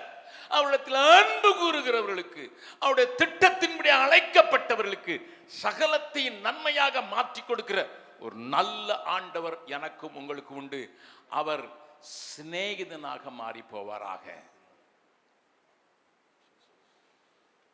நம்மிடத்தில் ஆண்டவரை நாம் குறித்து இந்த காலையில் ஒருவேளை ஜெபம் இருக்கலாம், அல்லது மாலையில் குடும்ப ஜெபம் இருக்கலாம், ஆலயத்தில் நீங்கள் பங்கு பெறுகிறவர்களாக இருக்கலாம், தேவ பயத்தை நீங்கள் கொண்டவர்களாக இருக்கலாம். But I am asking a next step. அதை காட்டிலும் அடித்தமாக என் ஆண்டவரை நான் இருதயத்தின் ஆழத்திலிருந்து நேசிக்கிறது மாத்திரமல்ல, என் பிள்ளைகளும் அப்படி நேசிக்கிறதுக்கு தக்கதாக நான் அவர்களை வழிநடத்த கர்த்தர் எனக்கு உதவி செய்வார் என்று நான் நம்புகிறேன். என்னுடைய மகள் இப்பொழுது வேலூர் மருத்துவக் கல்லூரியில் மேல் படிப்பு படித்து கொண்டிருக்கிறாள். 5 வருடங்கள் எங்களுடைய ஆஸ்பத்திரியிலே அவர் டாக்டராக இருந்துவிட்டு இன்னமும் என்னை எக்யூப் பண்ணினால்தான் இந்த சமுதாயத்துக்கு நன்றாக வேலை செய்ய முடியும் என்று சொல்லி அவள் கடந்து சென்று இப்பொழுது செய்து கொண்டிருக்கிறாள். என்னுடைய மகனும் அங்கே வெல்லூர் இன்ஸ்டிடியூட் ஆஃப் டெக்னாலஜியில் PhD முடிக்கப் போகிறார். 2 பேரும் சேர்ந்தே படிப்பதற்காக தங்களை ஒப்பு கொடுத்தார்கள். அவருடைய வாழ்க்கையில் நடந்த 2 காரியத்தை இங்கே சொன்னால் அது உங்களுக்கு பிரயோஜனமாக இருக்கும் என்று மறுபடியும் சொல்கிறேன். என் பிள்ளைகளை உயர்த்தி காண்பிப்பதற்காக அல்ல, மாறாக எங்களுடைய வாழ்க்கையினுடைய தாக்கம், நானும் என் மனைவியும் ஆண்டவரை நேசிக்கிற நேசத்தின் தாக்கம் என் பிள்ளைகளை எப்படியாக பிடித்திருக்கிறது என்பதை நான் உங்களுக்கு காண்பிக்கும்படியாக இந்த சாட்சியை சொல்கிறேன். என்னுடைய மருமகன் தன்னுடைய அப்பாவை ஒரு மோட்டார் சைக்கிளில் ஏற்றி கொண்டு வரும்போது குறுக்கே வந்த நாய் எங்கேயும் அங்கேயும் பாய்ந்து விட்டபடினால நாயின் மேலே ஏற்றி 2 பேரும் விழுந்தார்கள். ஆனால் என்னுடைய மருமகனுக்கு 4 லிகமெண்ட் என்று சொல்ல சவ்வுகள் அறுந்து போய்விட்டது. 4 லிகமெண்ட் கால் உடைந்தது, அது சவ்வெல்லாம் அறுந்து போய்விட்டது. அவரை எடுத்துக்கொண்டு அடுத்த உத்தரப்பிரதேசத்தில் இருக்கிற ஒரு ஆஸ்பத்திரியில் சேர்த்தோம். அவர்கள் வெறும் ஃபர்ஸ்ட் எய்ட் போல செய்துவிட்டு, எலும்புகளுக்கு நாங்கள் ஏதாவது செய்து விடுகிறோம், சவுக்கு எங்களால் ஒன்றும் செய்ய முடியாது, நீங்கள் தமிழ்நாட்டுக்கு எடுத்து செல்லுங்கள் என்று சொல்லிவிட்டார்கள். தமிழ்நாட்டிலே அங்கே கொண்டு போய் எனக்கு தெரிந்த ஒரு டாக்டர் அவங்களுக்கு உதவி செய்வதற்கு முன் வந்து அவருடைய ஆஸ்பத்திரியிலே வைத்து அவருடைய சவ்வுகளை சரி செய்வதற்கு அவர் முன் வந்தார். நான் அவரிடத்தில் பேசவில்லை. நான் சொன்னேன், ஏம்மா நீ உன்னுடைய காரியத்தை நீயா பார்த்துக்கொள்ள வேண்டும், டாடி ஜெபிக்கலாம், உனக்காக ஜெபிக்கலாம் என்று மாத்திரம் சொல்லிவிட்டேன். அந்த டாக்டரோடு இவள் பேசின போது அந்த டாக்டர் சொன்னார், ஜாய், உன்னுடைய கணவனுடைய சிகிச்சையில் நான் எல்லாவற்றையும் இலவசமாக செய்வது, பெட்டில் எல்லாவற்றையும் இலவசமாக செய்து விடுவேன் எங்களுடைய ஆஸ்பத்திரியில். ஆனால் எனக்கு 3 டாக்டர்கள் உதவி செய்ய வேண்டும் அந்த காரியத்தை செய்வதற்கு. அவருடைய ஃபீஸை மாத்திரம் நீ கொடுத்து விட்டு, மருந்து வாங்குகிற காசை கொடுத்து விடு, இதெல்லாம் சேர்த்து அந்த சவ் வெளியே உள்ள பொருளினாலே போட வேண்டும், வெளிநாட்டு பொருளினாலே. ஆகையினாலே கிட்டத்தட்ட 3 லட்சம் ரூபாய் அதற்கு ஆகும், அதற்கு நான் உதவி செய்கிறேன் என்று சொல்லி 6 லட்சம் ரூபாய் ஆக வேண்டியதை 3 லட்சத்திலே முடிக்கிறேன் என்று சொல்லி அவர் சொல்லிவிட்டார். என்னுடைய மகள் எனக்கு ஃபோன் பண்ணுகிறாள் ட்ரெயினில் உட்கார்ந்து கொண்டு, டாடி டாக்டர் 3 lakhs ஆகும் என்று சொல்லியிருக்கிறார், வந்து அட்மிட் பண்ண சொல்லியிருக்கிறார், என்னிடத்தில் கொஞ்சம் பணம் மாத்திரம் இருக்கு, 25,000 மாத்திரம் இருக்கிறது, மீதத்திற்கு நான் என்ன செய்வது என்று என்னை கேட்கிறார். நீங்கள் நம்பினாலும் சரியே நம்பாவிட்டாலும் சரி, நான் உங்களுக்கு சொன்னது போல நல்ல கணவனாகவும் இல்லை, நல்ல தகப்பனாகவும் இருந்ததாக எனக்கு ஞாபகம் இல்லை. நான் ஒரு வார்த்தையும் சொல்லவில்லை, என்னால் முடிந்தது உனக்கு செய்கிறேன் என்று நான் சொல்லவில்லை. அவள் எதிர்பார்க்கிறாள், பிள்ளைதானே எதிர்பார்க்கிறாள், அப்பா ஏதாவது உதவி செய்வார்கள் என்று. நான் அவர்கள் திருமணமாகி அவர்கள் ஹைதராபாத்துக்கு போக வேண்டியிருந்தது. மகாத்மா காந்தி காலேஜில் அந்த ஆஸ்பத்திரியில் அவளுக்கு இன்டர்ன் பண்ண வேண்டியது. திருமணமான அடுத்த மாதமே அவர்கள் கடந்து செல்ல வேண்டியிருந்தது. நான் என்னுடைய பிள்ளைகளுக்கு இதெல்லாம் நான் சொல்கிறது காரணம் உங்களுக்கு தெரிஞ்சிருக்கணும். என் பிள்ளைகளுக்கு திருமணத்தின் போது நான் ஒன்று சொல்லியிருந்தேன், 3 பிள்ளைகளுக்கும் ஒரே நாளிலே கல்யாணத்தை நடத்தினோம். நான் அவளுக்கு சொல்லியிருந்தேன், யாராவது பொருளாய் கொடுத்தால் நீ எடுத்துக்கொள்ளலாம், காசாக கொடுத்தா எனக்கு தந்துடணும். அப்பொழுது அவர்கள் கேட்டார்கள், எதற்கு டேடி என்று. நான் சொன்னேன், உங்களை ஆண்டவர் எங்களை வளர்க்கும்படியாக தந்தார், கர்த்தருடைய கிருபையினால எங்களை வளர்த்து விட்டோம். ஆகையினால நம்மிடத்தில் மிஷினரி பிள்ளைகள் இருக்கிறார்கள், அனாதை பிள்ளைகள் இருக்கிறார்கள், மற்ற மிகவும் விபச்சாரத்தில் பிறந்த பிள்ளைகள் இருக்கிறார்கள். இவர்கள் எல்லாம் பாதுகாக்கிறதுனால அவர்கள் திருமணத்திற்கு உங்களுக்கு தந்த அந்த வெகுமதியிலிருந்து அவர்களுடைய திருமணத்தின் போது ஒரு gift வாங்கி கொடுப்பதற்காகிலும் நாம் உதவி செய்ய வேண்டும், உங்களுக்கு போதிக்க விரும்புகிறேன் என்று சொன்னேன். என் பிள்ளைகளும் ஒரு காலனா கூட எடுக்காமலே எல்லாவற்றையும் என் கையில் கொடுத்து விட்டார்கள். அதை ஒரு ஃபண்டாக, மேரேஜ் ஃபண்டாகவே மாற்றி வைத்திருக்கிறார்கள் அலுவலகத்தில். யாராயாலும் கல்யாண கார்டு பிள்ளைகள் கொண்டு வந்தார்கள் என்றால் அவர்களுக்கு ஒரு பணத்தை கொடுக்கிறார்கள். ஆகையினால என் மகனிடத்திலும் மகளிடத்திலும் மருமகனிடத்திலும் ஒரு காசும் கிடையாது. ஹைதராபாத்துக்கு போகும்போது நான் எனக்கு நிறைய நண்பர்கள் உண்டென்றாலும் நான் யாருக்கும் ஃபோன் பண்ணி சொல்லவில்லை, என் பிள்ளைகள் வருகிறார்கள், ஒரு வாடகைக்கு ஒரு வீட்டை ஃபிக்ஸ் பண்ணி கொடுங்கள் என்று. அதற்கு அட்வான்ஸ் கொடுக்கிறதுக்கு என்ன செய்வார்கள் என்பதெல்லாம் குறித்து நான் செய்யவில்லை. என்னை ஆண்டவர் பெருமையாக அனுப்பினார் பீகாருக்கு, நீங்களும் விசுவாசத்தில் நடக்க வேண்டும் என்று சொல்லி அனுப்பினேன். ஆண்டவருடைய கிருபையினால் அவர்களுக்கு ஒரு வீடு வாடகை கிடைத்தது ஆஸ்பத்திரி பக்கத்தில். அப்பொழுது நான் அவர்களுக்கு என்னம்மா செட்டில் ஆயிட்டீங்களான்னு கேட்டேன். ஆமா டாடி, பெட்டெல்லாம் வாங்குறதுக்கு காசு இல்லைல்லடா, என்ன செஞ்சீங்கன்னு கேட்டேன். நீங்களே பாயில தானே படுத்துவங்க, நாங்களும் வெறும் பாய் ஒன்று வச்சிருக்கோம், அது போதும் என்று. டாக்டராக இருந்தாலும் என்னுடைய மருமகன் ஒரு இன்ஜினியராக எம்டெக் படித்திருந்தார் அந்த நேரத்தில். இருந்தாலும் அவர்கள் சாதாரணமாக தரையிலே படுத்து அவர்கள் வாழ்க்கையை ஆரம்பித்ததை அவர்கள் ஒரு நாளும் நீங்கள் நல்ல அப்பா இல்லை என்று சொன்னதில்லை. நான் எதற்கு சொல்கிறேன் என்றால், நம்முடைய பிள்ளைகளை விசுவாசத்தில் வளர்ப்பதற்கு சில நேரங்களில் அவர்களை கடுமையான பாதையில நடத்த வேண்டியது வரலாம். இப்பொழுது அங்கே கோயம்புத்தூர்ல அவர்களுக்கு ஆபரேஷன் நடக்கிறது. நான் சொன்னேன், உன் மகளே உன் கையில இருக்கிற பணத்தை கொண்டு வந்து கட்டிவிட்டு நீ ஆஸ்பத்திரியில சேர்த்து விடு, அதற்கு பிறகு கர்த்தர் வழி திறப்பாருன்னு சொல்லிவிட்டேன். அவள் சொன்னான், மறுபடியும் கர்த்தர் தானே வழி திறப்பான்னு சொல்றேன், நான் திறப்பேன்னு சொல்ல மாட்டேங்கிறீங்களே டாடி. பொம்பளை பிள்ளை இல்லை, அதனால கொஞ்சம் உரிமையோடு கூட கேட்கும் இல்லையா. நான் பொம்பளை பிள்ளை என்றால் என்ன, ஆம்பளை பிள்ளை என்றால் என்ன, எல்லாருக்கும் கர்த்தரை நம்பி வாழ்கிறதுக்கு நான் கற்றுக் கொடுக்க விரும்புகிறேன் என்று சொல்லி நான் ஒரு பணத்தையும் கொடுக்கவும் இல்லை, நான் வாக்கு பண்ணவும் இல்லை, நான் பார்த்து தருகிறேன் என்று சொல்லவும் இல்லை. இதை கேள்விப்பட்ட என்னுடைய மருமகனோடு கூட இருந்த ஒரு நண்பர், படித்த நண்பர் கேள்விப்பட்டு அவர் நாளைக்கு டிஸ்சார்ஜ் என்றால் இன்றைக்கு 1.25 லட்சம் ரூபாய் 1.25 லட்சம் ரூபாய் அனுப்பினார். இப்பொழுதும் என் மகள் போன் பண்ணுறான், டாடி ஆண்டவர் ஜெபத்தை கேட்டு என் ஒரு ஃப்ரெண்டுக்கு, என் கணவனுடைய ஃப்ரெண்டுக்கு உள்ளத்தில் போட்டு அவர் வெளிநாட்டில் இருக்கிறதுனால ஒரு 1.25 லட்ச ரூபா அனுப்பிட்டாரு, ரொம்ப சந்தோஷமா இருக்கு டாடி. இப்போ 2 லட்ச ரூபா ஆயிடுச்சு, இன்னும் 1 லட்ச ரூபா இருக்கு டாடி, நாளைக்கு டிஸ்சார்ஜ்னு சொல்லியிருக்காங்க, எங்களை நிறுத்திடுவாங்களோ டாடி அப்படின்னு சொல்றா. நான் அப்பொழுதும் சொன்னேன், ஜெகவா ஈரே, கர்த்தர் பார்த்து கொள்வார், கர்த்தருடைய பர்வதத்தில் பார்த்து கொள்ளப்படும். நல்லா கவனிங்க, நான் எதுக்கு இது என்னுடைய அனுபவத்தை சொல்கிறேன் என்றா, வசனத்தை பிடித்து கொண்டு சுடர்களை போல பிரகாசிக்கிற நீங்கள் இந்த கோணலும் மாறுபாடான உலகத்திலே வாழ முடியும்.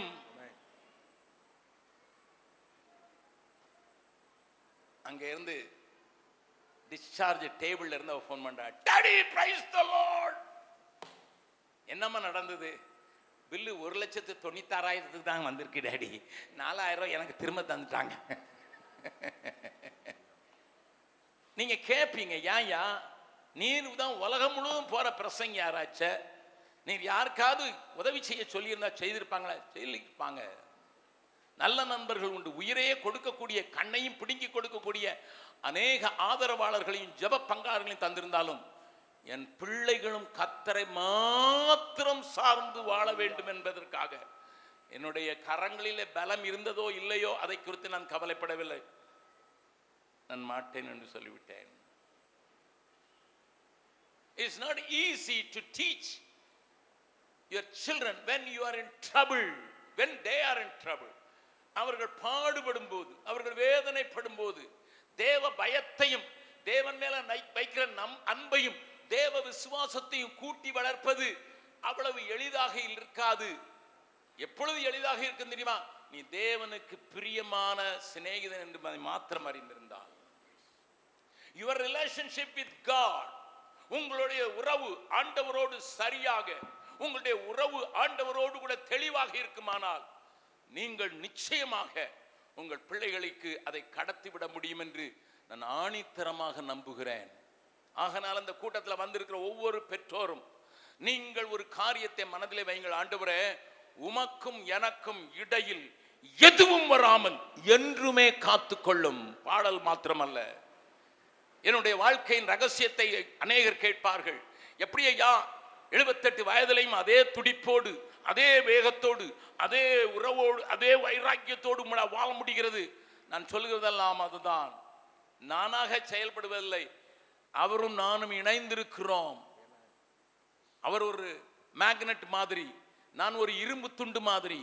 அவரோடு இணையும் போதுதான் அவருக்குள்ளே இருக்கிற அதே பலத்தை நான் பெற்றுக்கொள்ள முடியும், அதே அன்பை நான் பெற்றுக்கொள்ள முடியும், அதே உருக்கத்தை நான் பெற்றுக்கொள்ள முடியும். எனக்கு இடையிலே, அவருக்கும் எனக்கும் இடையிலே ஒரு பிரச்சனையோ, ஒரு உறவோ, ஒரு தேவையோ, வேறு எந்த காரியம் வராதபடி என்னை காத்துக்கொள்வதற்கு காலையிலே நான் அவருடைய சமூகத்தில், ஆண்டவரே என்னையும் உம்மையும் எதுவும் பிரித்து விடாதபடி என்னை காத்துக்கொள்வீராக. அவர்கள் தான் சொல்ல முடியும். ரோமருக்கு எழுதின நிருபம் 8வது அதிகாரத்திலே பவுல் சொல்வது போல வாசிக்கலாம். ரோமருக்கு எழுதின நிருபம் 8வது அதிகாரம், ரோமருக்கு எழுதின நிருபம் 8வது அதிகாரத்தில் பவுல் அழகாக இதை குறித்து சொல்கிறார். அவருடைய அன்பை விட்டு நம்மை பிரிப்பவன் யார் என்று சொல்வதற்கு 35வது வசனத்திலிருந்து வாசிக்கலாம்.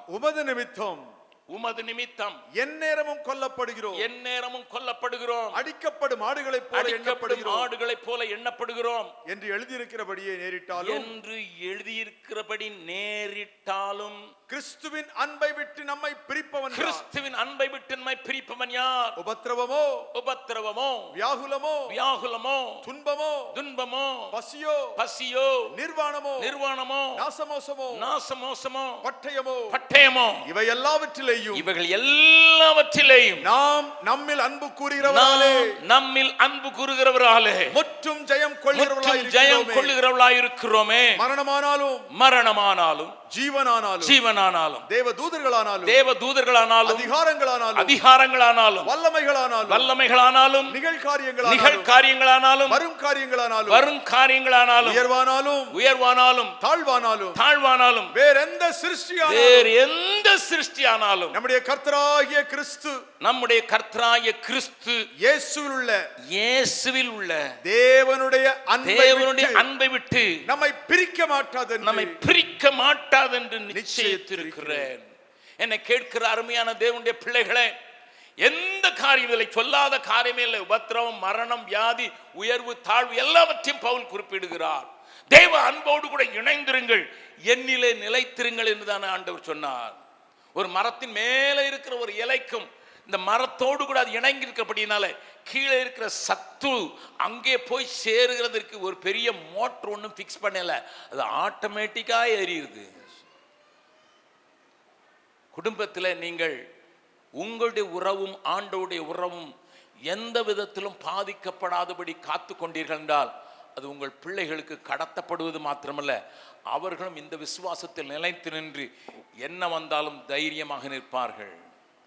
இன்னொரு சாட்சி அதோடு கூட சேர்த்து சொல்வது நல்லது என்று நினைக்கிறேன். அவர்கள் ஆஸ்பத்திரியிலிருந்து வெளியே வந்து விட்டார்கள், பீகாருக்கு திரும்பி விட்டார்கள். 3 மாத்திரம்தான் ரிப்பேர் பண்ண முடிந்தது.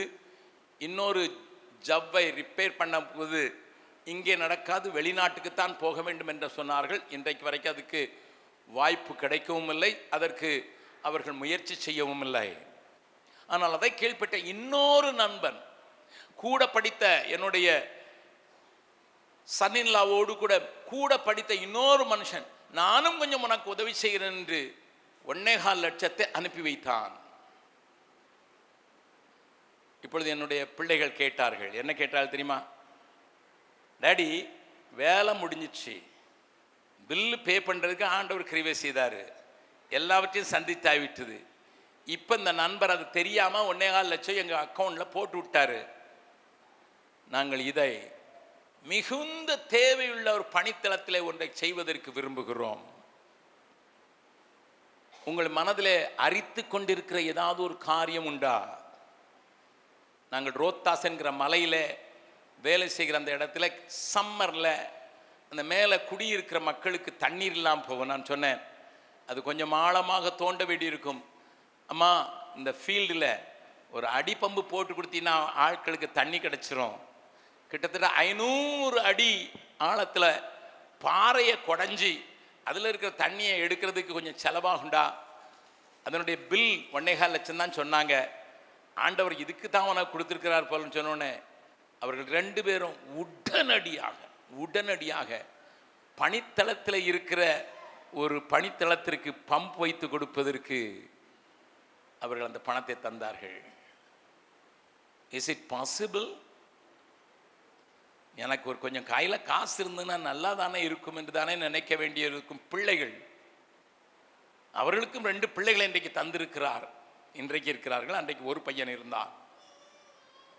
அவனுடைய படிப்புக்காக கொஞ்சம் போட்டு வைத்திருக்கலாம் என்ற நினைவுகள் வந்திருக்க வேண்டுமே.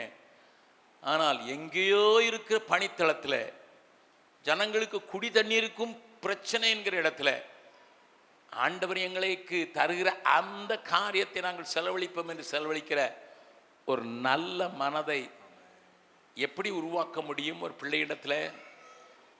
அதுவும் விசேஷமாக பட்டணத்தில் வாழ்கிற பிள்ளைகளிடத்தில் எப்படி உருவாக்க முடியும்? இன்னொரு சாட்சியம் சொல்கிறேன். பிள்ளைகளை வளர்ப்பதற்கு நாம் தேவனிடத்தில் நெருங்கிய அன்பாக இருக்கிறதுனால அந்த தாக்கம் எப்படி உண்டாகும் என்பதற்காக சாட்சியாக சொல்கிறேன். கடந்த மாதத்தில் அவளுக்கு 2 பிள்ளைகள் இருக்கிறார்கள். இப்பொழுது மாமா மாமியாரும் கூட இருக்கிறார்கள். என்னுடைய கடைசி மகள் ஒரு கையில்லாதவளும் அவளோடு கூட வைத்து படிக்க வைத்து கொண்டிருக்கிறாள். அப்படியா இருக்கிறதுனால ஒரு சின்ன உதவி தேவைப்பட்டது. ஏனென்றால் அவள் செய்கிற கோர்ஸில் 36 மணி நேரம் கண்டினியூஸாக ஒர்க் பண்ணணும். வேலூர் ஆஸ்பத்திரியில் 36 hours வித்தவுட் பிரேக். ஆகையினால பீகார்லேருந்து ஒரு பிள்ளையை அங்கே கொண்டு போய் முதலில் வைத்திருந்தால் அவளை நர்சிங்கிலே சேர்த்து விட்டு விட்டாள். இப்பொழுது இன்னொரு பிள்ளையை கொடுத்தாள். வந்த 2வது நாள் அவளுக்கு வயிற்றிலே பயங்கரமான வலி. வந்த பிள்ளைக்கு, உதவிக்கு வந்த பிள்ளைக்கு பயங்கர வலி. என்ன என்று கேட்டால் கிட்னி ஸ்டோன், பெரிதான அளவில் கல் இருக்கிறது, கிட்னியிலே கல் இருக்கிறது. உடனே வேலூர் ஆஸ்பத்திரியில் போய் டாக்டர்களை பார்த்தபோது அவர்கள் சொன்னார்கள், இது உடனடியாக எடுக்கப்பட வேண்டும், 1.8 லட்சம் ரூபாய் உனக்கு ஆகும். அங்கேருந்து ஃபோன் பண்ணுறாள், டேடி வந்த 2வது நாளில் இந்த பிள்ளைக்கு இப்படிப்பட்ட ஒரு ஆப்ரேஷன் செய்ய வேண்டியிருக்குது. நானே சொல்லலாம் என்று யோசிக்கிறேன்.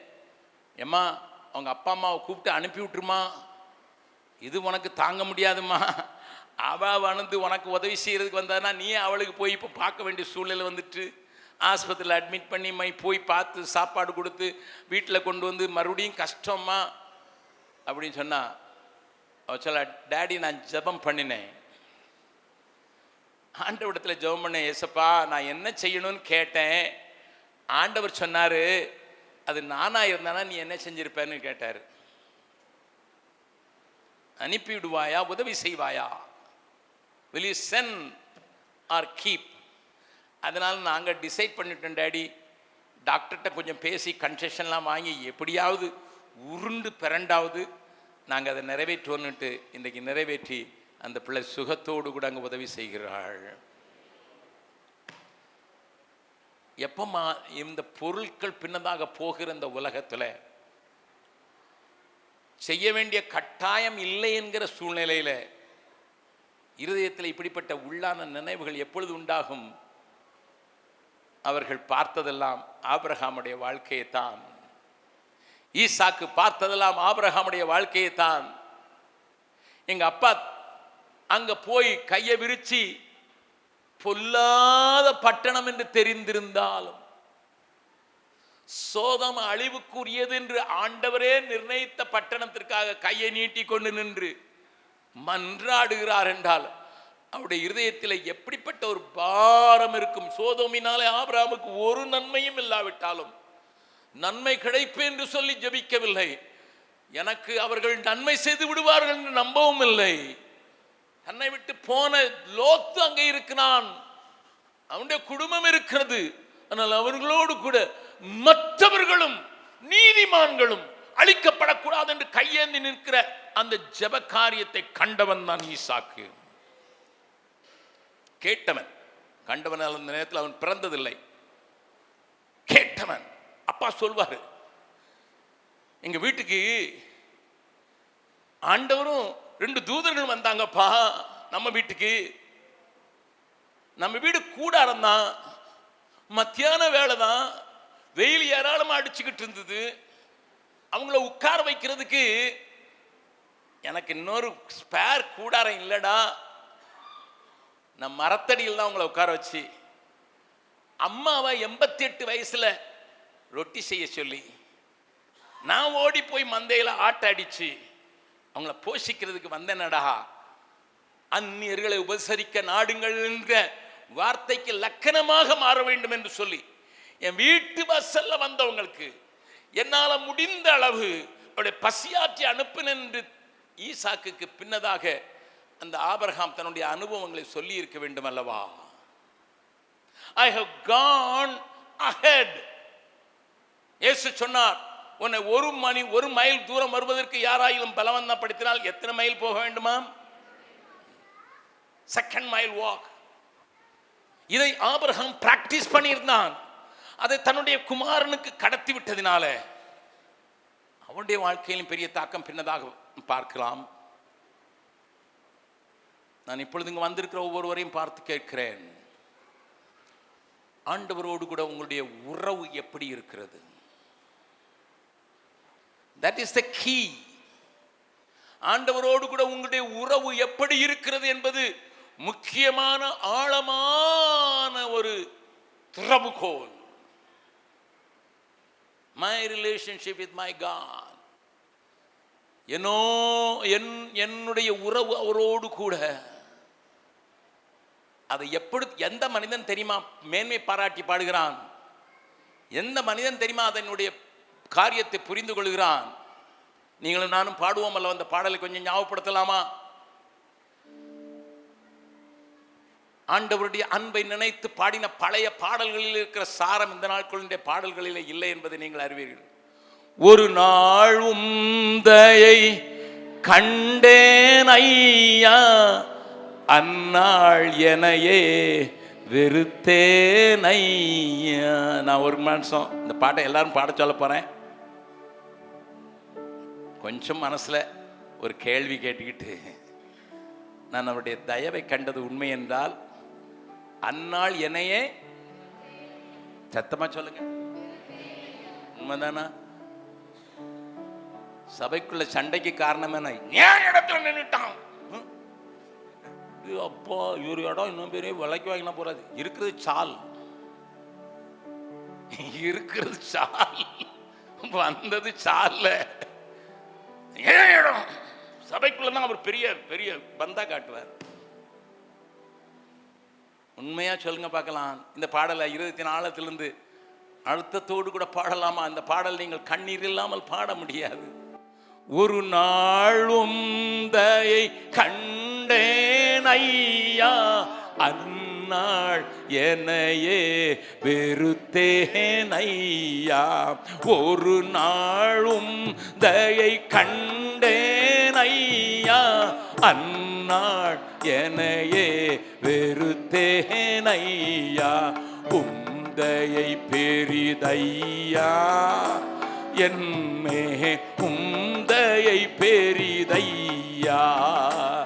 ஆஹா உந்தையை பெரிதையா என்மேல், உந்தையை பெரிதையா. அன்பே அன்பே ஆருயிருவே, ஆனந்தம் ஆனந்தமே. மறுபடியும் பாடலாமா? ஒரு நாள் உந்தையை அந்நாள் எனையே வெறுத்தேன் ஐயா. ஒரு நாளும் தயை அந்நாள் எனையே வெறுத்தேன் ஐயா. உந்தையை பெரிதையா என்மேல், உந்தையை பெரிதையா. ஆஹா உந்தையை பெரிதையா என்மேல், உந்தையை பெரிதையா. அன்பே அன்பே அன்பே ஆருயிருவே, ஆனந்தம் ஆனந்தமே, ஆனந்தம் ஆனந்தமே. பூலோகத்தின் பொருளின் மகிமை அழியும் புல்லின் பூவை போல், பூலோகத்தின் லோகத்தின் பொருளின் மகிமை அழியும் புல்லின் பூவை போல் மாறாது ஐயா, அன்பு வாடாதே ஐயா, ஆஹா வாடாதே ஐயா, அன்பு வாடாதே ஐயா, அன்பு அன்பே அன்பே ஆருயிருவே ஆனந்தமானந்தமே ஆனந்தமானந்தமே.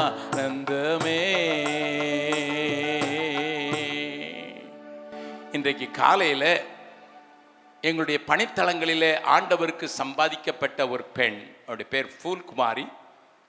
அவள் தன்னுடைய வீட்டிலே நேற்றைய ராத்திரி தினத்திலே அவளும் அவளுடைய குடும்பத்தாரும் சேர்ந்து தேவ சமூகத்தில் அவளுடைய இனத்தார் எல்லாரும் சேர்ந்து கொர்நேலி வீட்டில் நடந்தது போல அவள் ஜெபம் பண்ணின அந்த ஃபோட்டோவை அனுப்பி, அங்கிள் நீங்கள் எங்கே இருக்கிறீர்கள் என்று கேட்டபோது நான் அவளுக்கு பாம்பேயில் இருந்த போது இந்த ஃபோட்டோவை மட்டும் அனுப்பி குடும்பத்தாரோடு கூட சேர்ந்து நாங்கள் ராத்திரி 8 மணிக்கு ஆரம்பித்து காலையில் 4 மணி வரைக்கும் தேவ சமூகத்தில் கதறி அழுது ஜெபித்தோம் என்று சொல்லியிருந்தாள். இந்த காரியத்தை சொல்லும் முன்னதாக அவளுடைய வாழ்க்கையில் நடந்த காரியத்தை நான் உங்களுக்கு சொல்ல வேண்டும். நாங்கள் நாசிரிகஞ்சி என்கிற ஒரு பகுதியில் ஊழியம் செய்கிறோம். அங்கே ஒரு குடும்பம், ஒரு வியாபாரி குடும்பம், தானியங்களை வாங்கி விற்கிறவர்கள், அரிசி பருப்பு மற்ற காரியங்களை விவசாய இடத்துல கேங்கி ஹோல்சேல் அவர்கள் விற்கிறவர்கள். செழிப்பான அந்த குடும்பத்தில் 4 பையன்மார் 4 மருமக்கள். ஆனால் வியாபாரத்தில் பொறாமை கொண்டவர்கள் செய்த செய்வினையினாலே அந்த 4 மருமக்கள் மாறும் ஒருவர் மாற்றி ஒருவர் 4 காலாலே நடந்து நாயை போல நாக்கை வெளியே தொங்க போட்டு நடப்பார்கள். சூன்யத்தினாலே முதல் வாரத்தில் முதல் மருமகள், 2வது வாரத்தில் 2வது மருமகள், 3வது வாரத்தில் 3வது மருமகள் நாயை போல 4 காலில் நடப்பார்கள். நாய்க்கை வெளியே போட்டுக்கொண்டு அவர்கள் இருப்பார்கள். என்னெல்லாமோ செய்து பார்த்திருக்கிறார்கள், ஒன்றும் நடக்கவில்லை. இறுதியாக நாம் அங்கே ஒரு மிஷனரி, அவர் ஒரு கிரிமினலாக இருந்து ரட்சிக்கப்பட்டவர், பீகாரை சேர்ந்தவர். அவளுக்கு திருமணம் செய்தது எங்களுடைய அநாதை இல்லத்திலே வளர்ந்த ஒரு பெண். அதனுடைய கதை பெரிது.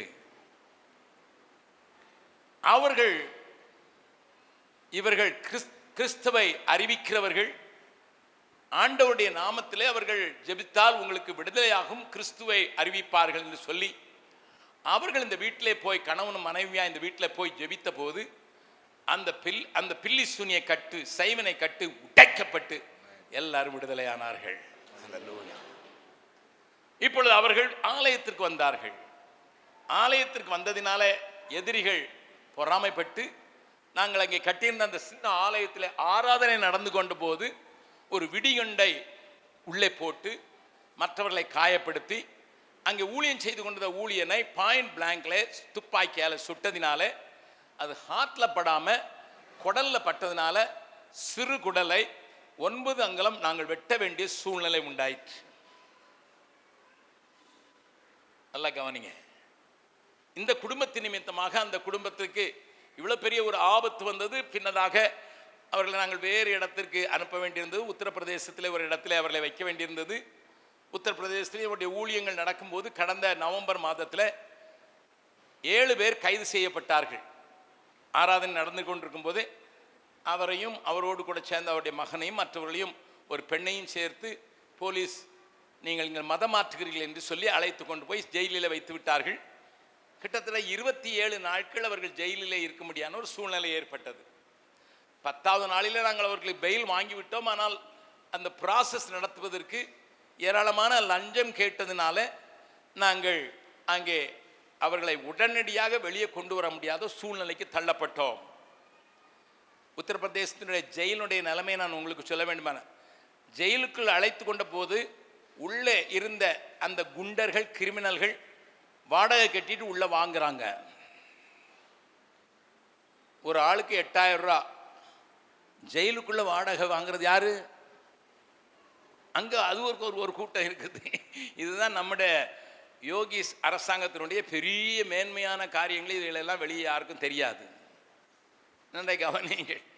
அந்த பிரச்சனைகளெல்லாம் நான் எடுத்து பேச இங்க விரும்பவில்லை. அப்படியாக ஆண்டவருக்குள் வரவழைக்கிறதுக்கு இந்த குடும்பத்தை ஆண்டவர் உபயோகப்படுத்தினார். ஆனால் ஆண்டவர் அந்த இடத்திலையும் வெற்றி சேர்ந்தார் என்று சொல்ல வேண்டேன். 27 நாள் கழித்து அந்த பையன், அந்த ஊழியக்காரரும் பையனும் வெளியே வந்தபோது எனக்கு ஃபோன் பண்ணான். அங்கிள், நாங்கள் வெளியே வந்துட்டோம்னு சொன்னான். நான் சொன்னேன், என்ன நடந்ததுன்னு கேட்டேன். கைது பண்ணி உள்ளே கொண்டு போனாங்க அங்கிள். அப்படியே பைபிள் இன்னும் கூட இல்லாமல் எடுத்து போனோம். நாங்கள் 6 பேர் இருந்ததுனால சகோதரியை மட்டும் வேற செல்லில் போட்டாங்க. எங்களை 5 பேர் இருந்தாங்க. நாங்கள் மௌனமாக ஜோம் பண்ணலாம். அங்கேயே பாட்டு பாடினதுக்கு நம்மளை உள்ளே தள்ளிட்டாங்க. இங்கேருந்து என்ன சொல்லுவானோ தெரியாதுன்னு சொல்லிட்டு நாங்கள் மௌனமாக சும்மா சுற்றி உட்காந்துருந்தோம். அதை பார்த்த ஒரு போலீஸ்கார், இன்னைக்கு சண்டே ஆச்சு, நீங்கள் ஆராதனைலாம் பண்ண மாட்டீங்களான்னு கேட்டார். ஆராதனை பண்ணதுனால தான் ஏன் உள்ளே வந்திருக்கோன்னு சொன்னோம். எங்களை பைபிளை கூட தூக்கிட்டு வரல, சொல்லலைன்னு சொன்ன உடனே அவர் சொன்னார், என்கிட்ட பைபிள் இருக்குன்ட்டு. ஒரு இந்து மனிதன், பெரிய நாமம் போட்டிருந்தவர், அவர் பைபிளை கொண்டு வந்து கொடுத்து நீங்கள் உபயோகப்படுத்துங்கனாரு. அதனால போலீஸ்காரரே கூட இருக்கிறான்னு சொல்லிட்டு காலையும் மாலையும் நாங்கள் பாடி ஆராதித்தோம் அங்கிள். நான் வெளியே 300 பேரோட தான் ஆண்டவருக்கு ஆராதனை செய்தேன். இப்போ வரும்போது 700 பேர் உள்ளே பாடினோம். 700 கர்த்தர் உள்ளேயும் மகிமையாய் வெற்றி சிறந்தார் என்று சாட்சி சொன்னார். அந்த இடத்துல ஊழியம் செய்த அந்த பிள்ளைகள், இந்த பூல்குமாரியை நாங்களும் எங்களுடைய தலைவர்களும் அவளை நன்றாக தேற்றி, இன்றைக்கு அவள் தனியாக எங்கேயும் போய் ஜெபக்கூட்டங்களை நடத்துவதற்கு பல மைல்கள் தானாகவே டிராவல் பண்ணி போகக்கூடிய தைரியம் உள்ளவளாக மாறிவிட்டாள். என்ன காரணம்? என்ன காரணம்? இந்த ஊழியர்களுக்குள்ள இவ்வளவு வைராக்கியம் இருக்குமானால், சுட்டாலும் இந்த இடத்துல நாங்கள் வேலை செய்வோம் என்று சொல்லுகிற தைரியம் இருக்குமானால், ஆண்டவரிடத்தில் நன்மை பெற்ற நான் அவரை அறிவிக்க வேண்டும் என்கிற தாக்கம். மறுபடியும் சொல்கிறேன், உன் பிள்ளைகளிடத்தில் மாத்திரமல்ல, உன்னை சுற்றி இருக்கிறவர்களிடத்தில், உங்கள் மேலே, உங்களுக்குள்ள இருக்கிற அந்த ஆண்டவர் மேலே இருக்கிற அணையாத அன்பின் தாக்கம் இருக்குமானால், அது மற்றவர்களை பிடித்துத்தானே ஆகும். ஆபிரகாமுடைய வாழ்க்கையிலிருந்து ஒரு வசனத்தை வாசிக்கலாம். திருப்புங்கள்.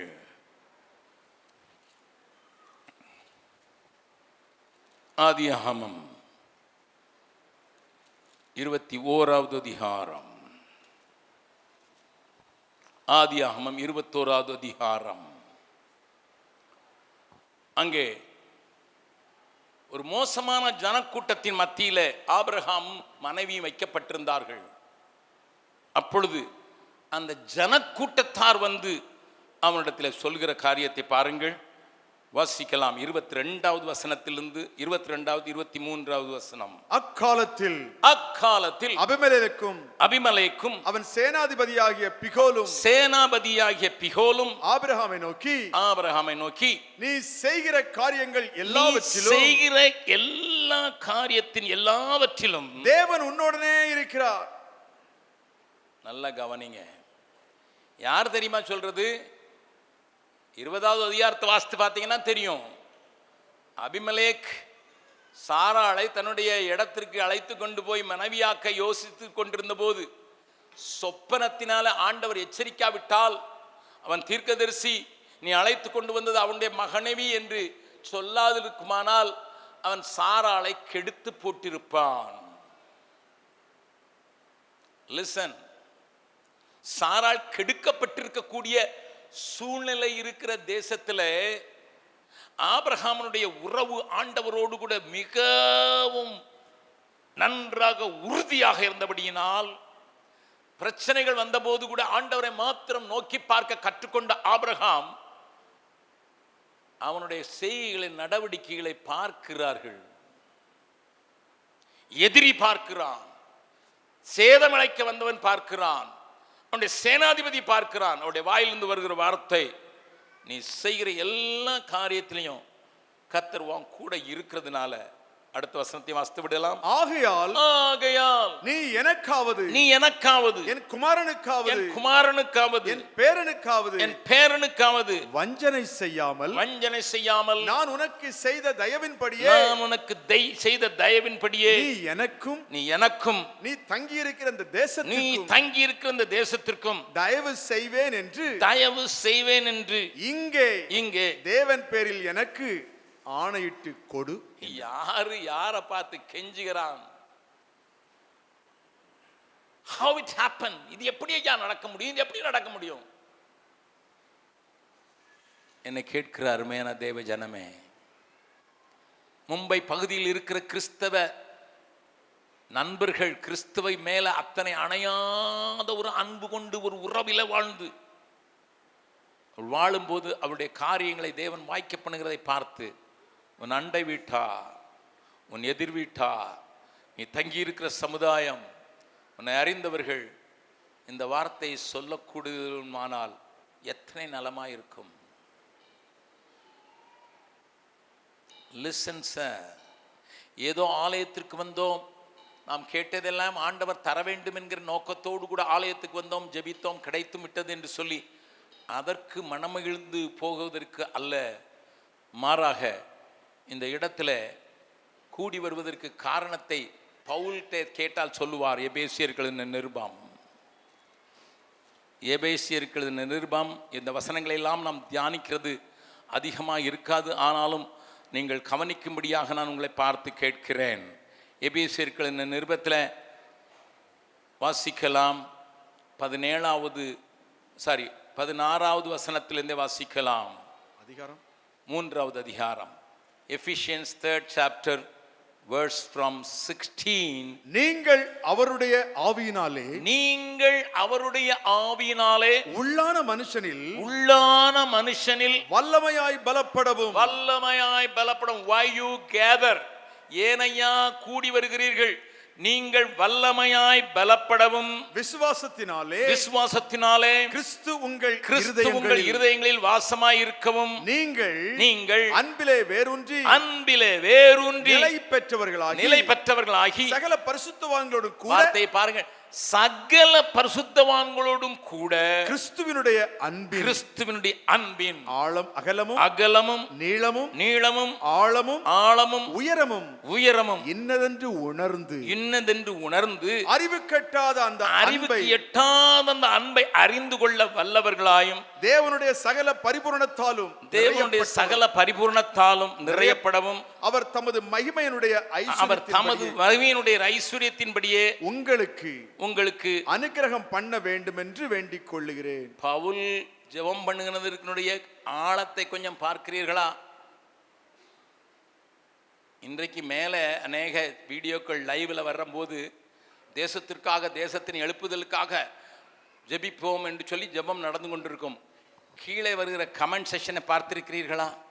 என் பிள்ளைக்கு சரியான பிள்ளை கிடைக்கும்படியாக ஜெபிங்கள், என்னுடைய மகனுக்கு விசா கீழே வர்றது பூரா அங்கே ஜெபம் பண்ணுறது, தேசமே தேவனே அறியணும். கீழே பூரா என் பிள்ளைக்கு மூக்கு முழியுமா ஒரு பொண்ணு வேணும், சரியான காலேஜில் இடம் வேணும், அல்லது இதுதான் நம்முடைய காரியமாக இருக்கிறது. ஆனால் ஏன் சபைக்கு கூடி வருகிறோம்? பரிசுத்தவான்களோடு கூட. எல்லாரும் பரிசுத்தவான்களா இல்லைன்னு நான் இப்போ தீர்மானம் பண்ண வரலை. கூடி வரும்போது கிறிஸ்துவனுடைய அன்பின் அகலம், நீளம், ஆழம், உயரத்தை இன்னதென்று அறிந்து கொள்வதற்குத்தான் கூடி வருகிறோம். I want to stress that again. ஆபிரகாமுக்கு அப்படிப்பட்ட ஒரு சூழ்நிலையும் உருவாகவில்லை. ஆபிரகாமோடு கூட வந்த லோத்து நீங்கள் அறிந்தபடி மாமிசத்துக்குரியவனாக வாழ்ந்து போய்விட்டான். அவன் வாழ்ந்ததெல்லாம் மாமிசத்துக்காக பிரிந்தும் போய்விட்டான். ஆபிரகாமோடு கூட சேர்ந்து அவனோடு கூட சண்டை பொழுதுக்கு வீட்டை வளர்ந்த 318 பிள்ளைகள் வாலிபர்கள் இருந்தார்கள். ஆனால் இணைந்து ஆவிக்குரிய வாழ்க்கையை கட்ட முடியாது. எல்லாருக்கும் அவர்களுடைய வேலை. ஆனால் உனக்கும் எனக்கும் கூடி ஆலயத்தில் ஆராதிக்கிறது மாத்திரமல்ல, அவரை பாடுவது மாத்திரமல்ல, இங்க வருவதற்கு காரணம் அன்பின் அகலம் நீளம் ஆழம் உயரத்தை அறிவதற்கே. ஆனால் அநேக சபைகளில் இங்கே இந்த சபையை குறித்து எனக்கு அதிகம் தெரியாது. ஏனென்றால் அநேக வருடங்கள் ஆகிவிட்டது. கூடி வருவதை வம்பு பண்ணுவதற்குத்தான். Why do you come to the church? Do you want to know his love more? அவருடைய அன்பிலே வேர் கொண்டவர்களாகி அவருடைய அன்பிலே வேர் கொண்டவர்களாகி என்கிற எண்ணத்தோடு கூட ஓடோடி வந்து தேவனை தேடுவதற்கும் ஆராதிப்பதற்கும் கூடுகிறீர்களா? அல்லது என் வாழ்க்கையில் இருக்கிற டெம்பரரியான காரியத்தை மாத்திரம்தான் நான் பெற்றுக்கொள்ள வேண்டும் என்பதற்காக கூடுகிறீர்களா? பவுலுடைய ஒரு ஜெபத்திலையும் இந்த உம்மைக்குரிய ஆசீர்வாதங்களின் ஜனங்கள் பெற்றுக்கொள்ள வேண்டும் என்று ஜெபித்ததாக நீங்கள் பார்க்கவே முடியாது. அன்றைய ஊழியர்களுடைய நிலைமை அதுதான். உங்க குடும்பம் நல்லா இருக்கணும்னா நீங்க ஆண்டவரோடு கொண்டிருக்கிற அன்பை உன் பிள்ளை தெரியட்டும், உன் பக்கத்தில் இருக்கும் தெரியட்டும், உன் சண்டைக்காரன் அவனை பொறாமரை கொண்டிருக்கிற எல்லாருக்கும் தெரியட்டும். These people love God. நான் செய்கிற காரியம், கொடுக்கிற காணிக்கை, ஈடுபாடு, உறவுகள் எல்லாம் அந்த அன்பின் அடிப்படையினால் ஏவி எழுப்பப்படுகிறதா இருக்கிறதா என்பதை யோசித்து பார்ப்போம். ஆசீர்வாத தட்டுக்கு பெரிய போட்டி இருக்கும், இங்கே இருக்கிறதா என்றே தெரியாது.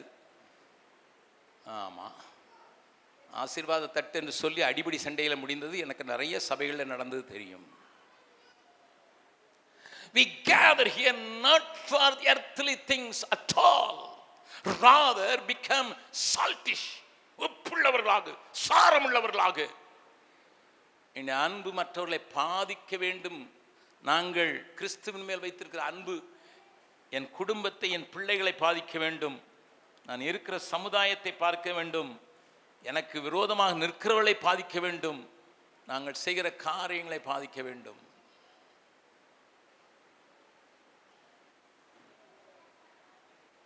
வேலி அடைக்கப்படாமல், எடுக்கப்படாமல், காட்டு பன்றிகள் உழுது போட்டு விடாமல் இருக்க வேண்டும் என்றால், தாவீதின் பிள்ளை அம்னோனை குறித்து நான் வாலிபர் கூட்டத்தில் கொஞ்சம் பேசினேன். அம்னோனுக்கு துர் ஆலோசனை சொன்னது யார் தெரியுமா? குடும்பத்திலே இருக்கிற அவனுடைய ஒன்றுவிட்ட சகோதரன். தாமார் கெடுக்கப்படுவதற்கு யார் காரணம் தெரியுமா? குடும்பத்துக்குள்ளேயே வேட்டு வைத்தவன் தான், இனத்தான் தான். அன்றைக்கு கற்பழிப்பு என்கிற காரியத்தை தாவீதின் குடும்பத்துக்குள்ளே கொண்டு வந்தது யார் தெரியுமா? சொந்தக்காரன் தான்.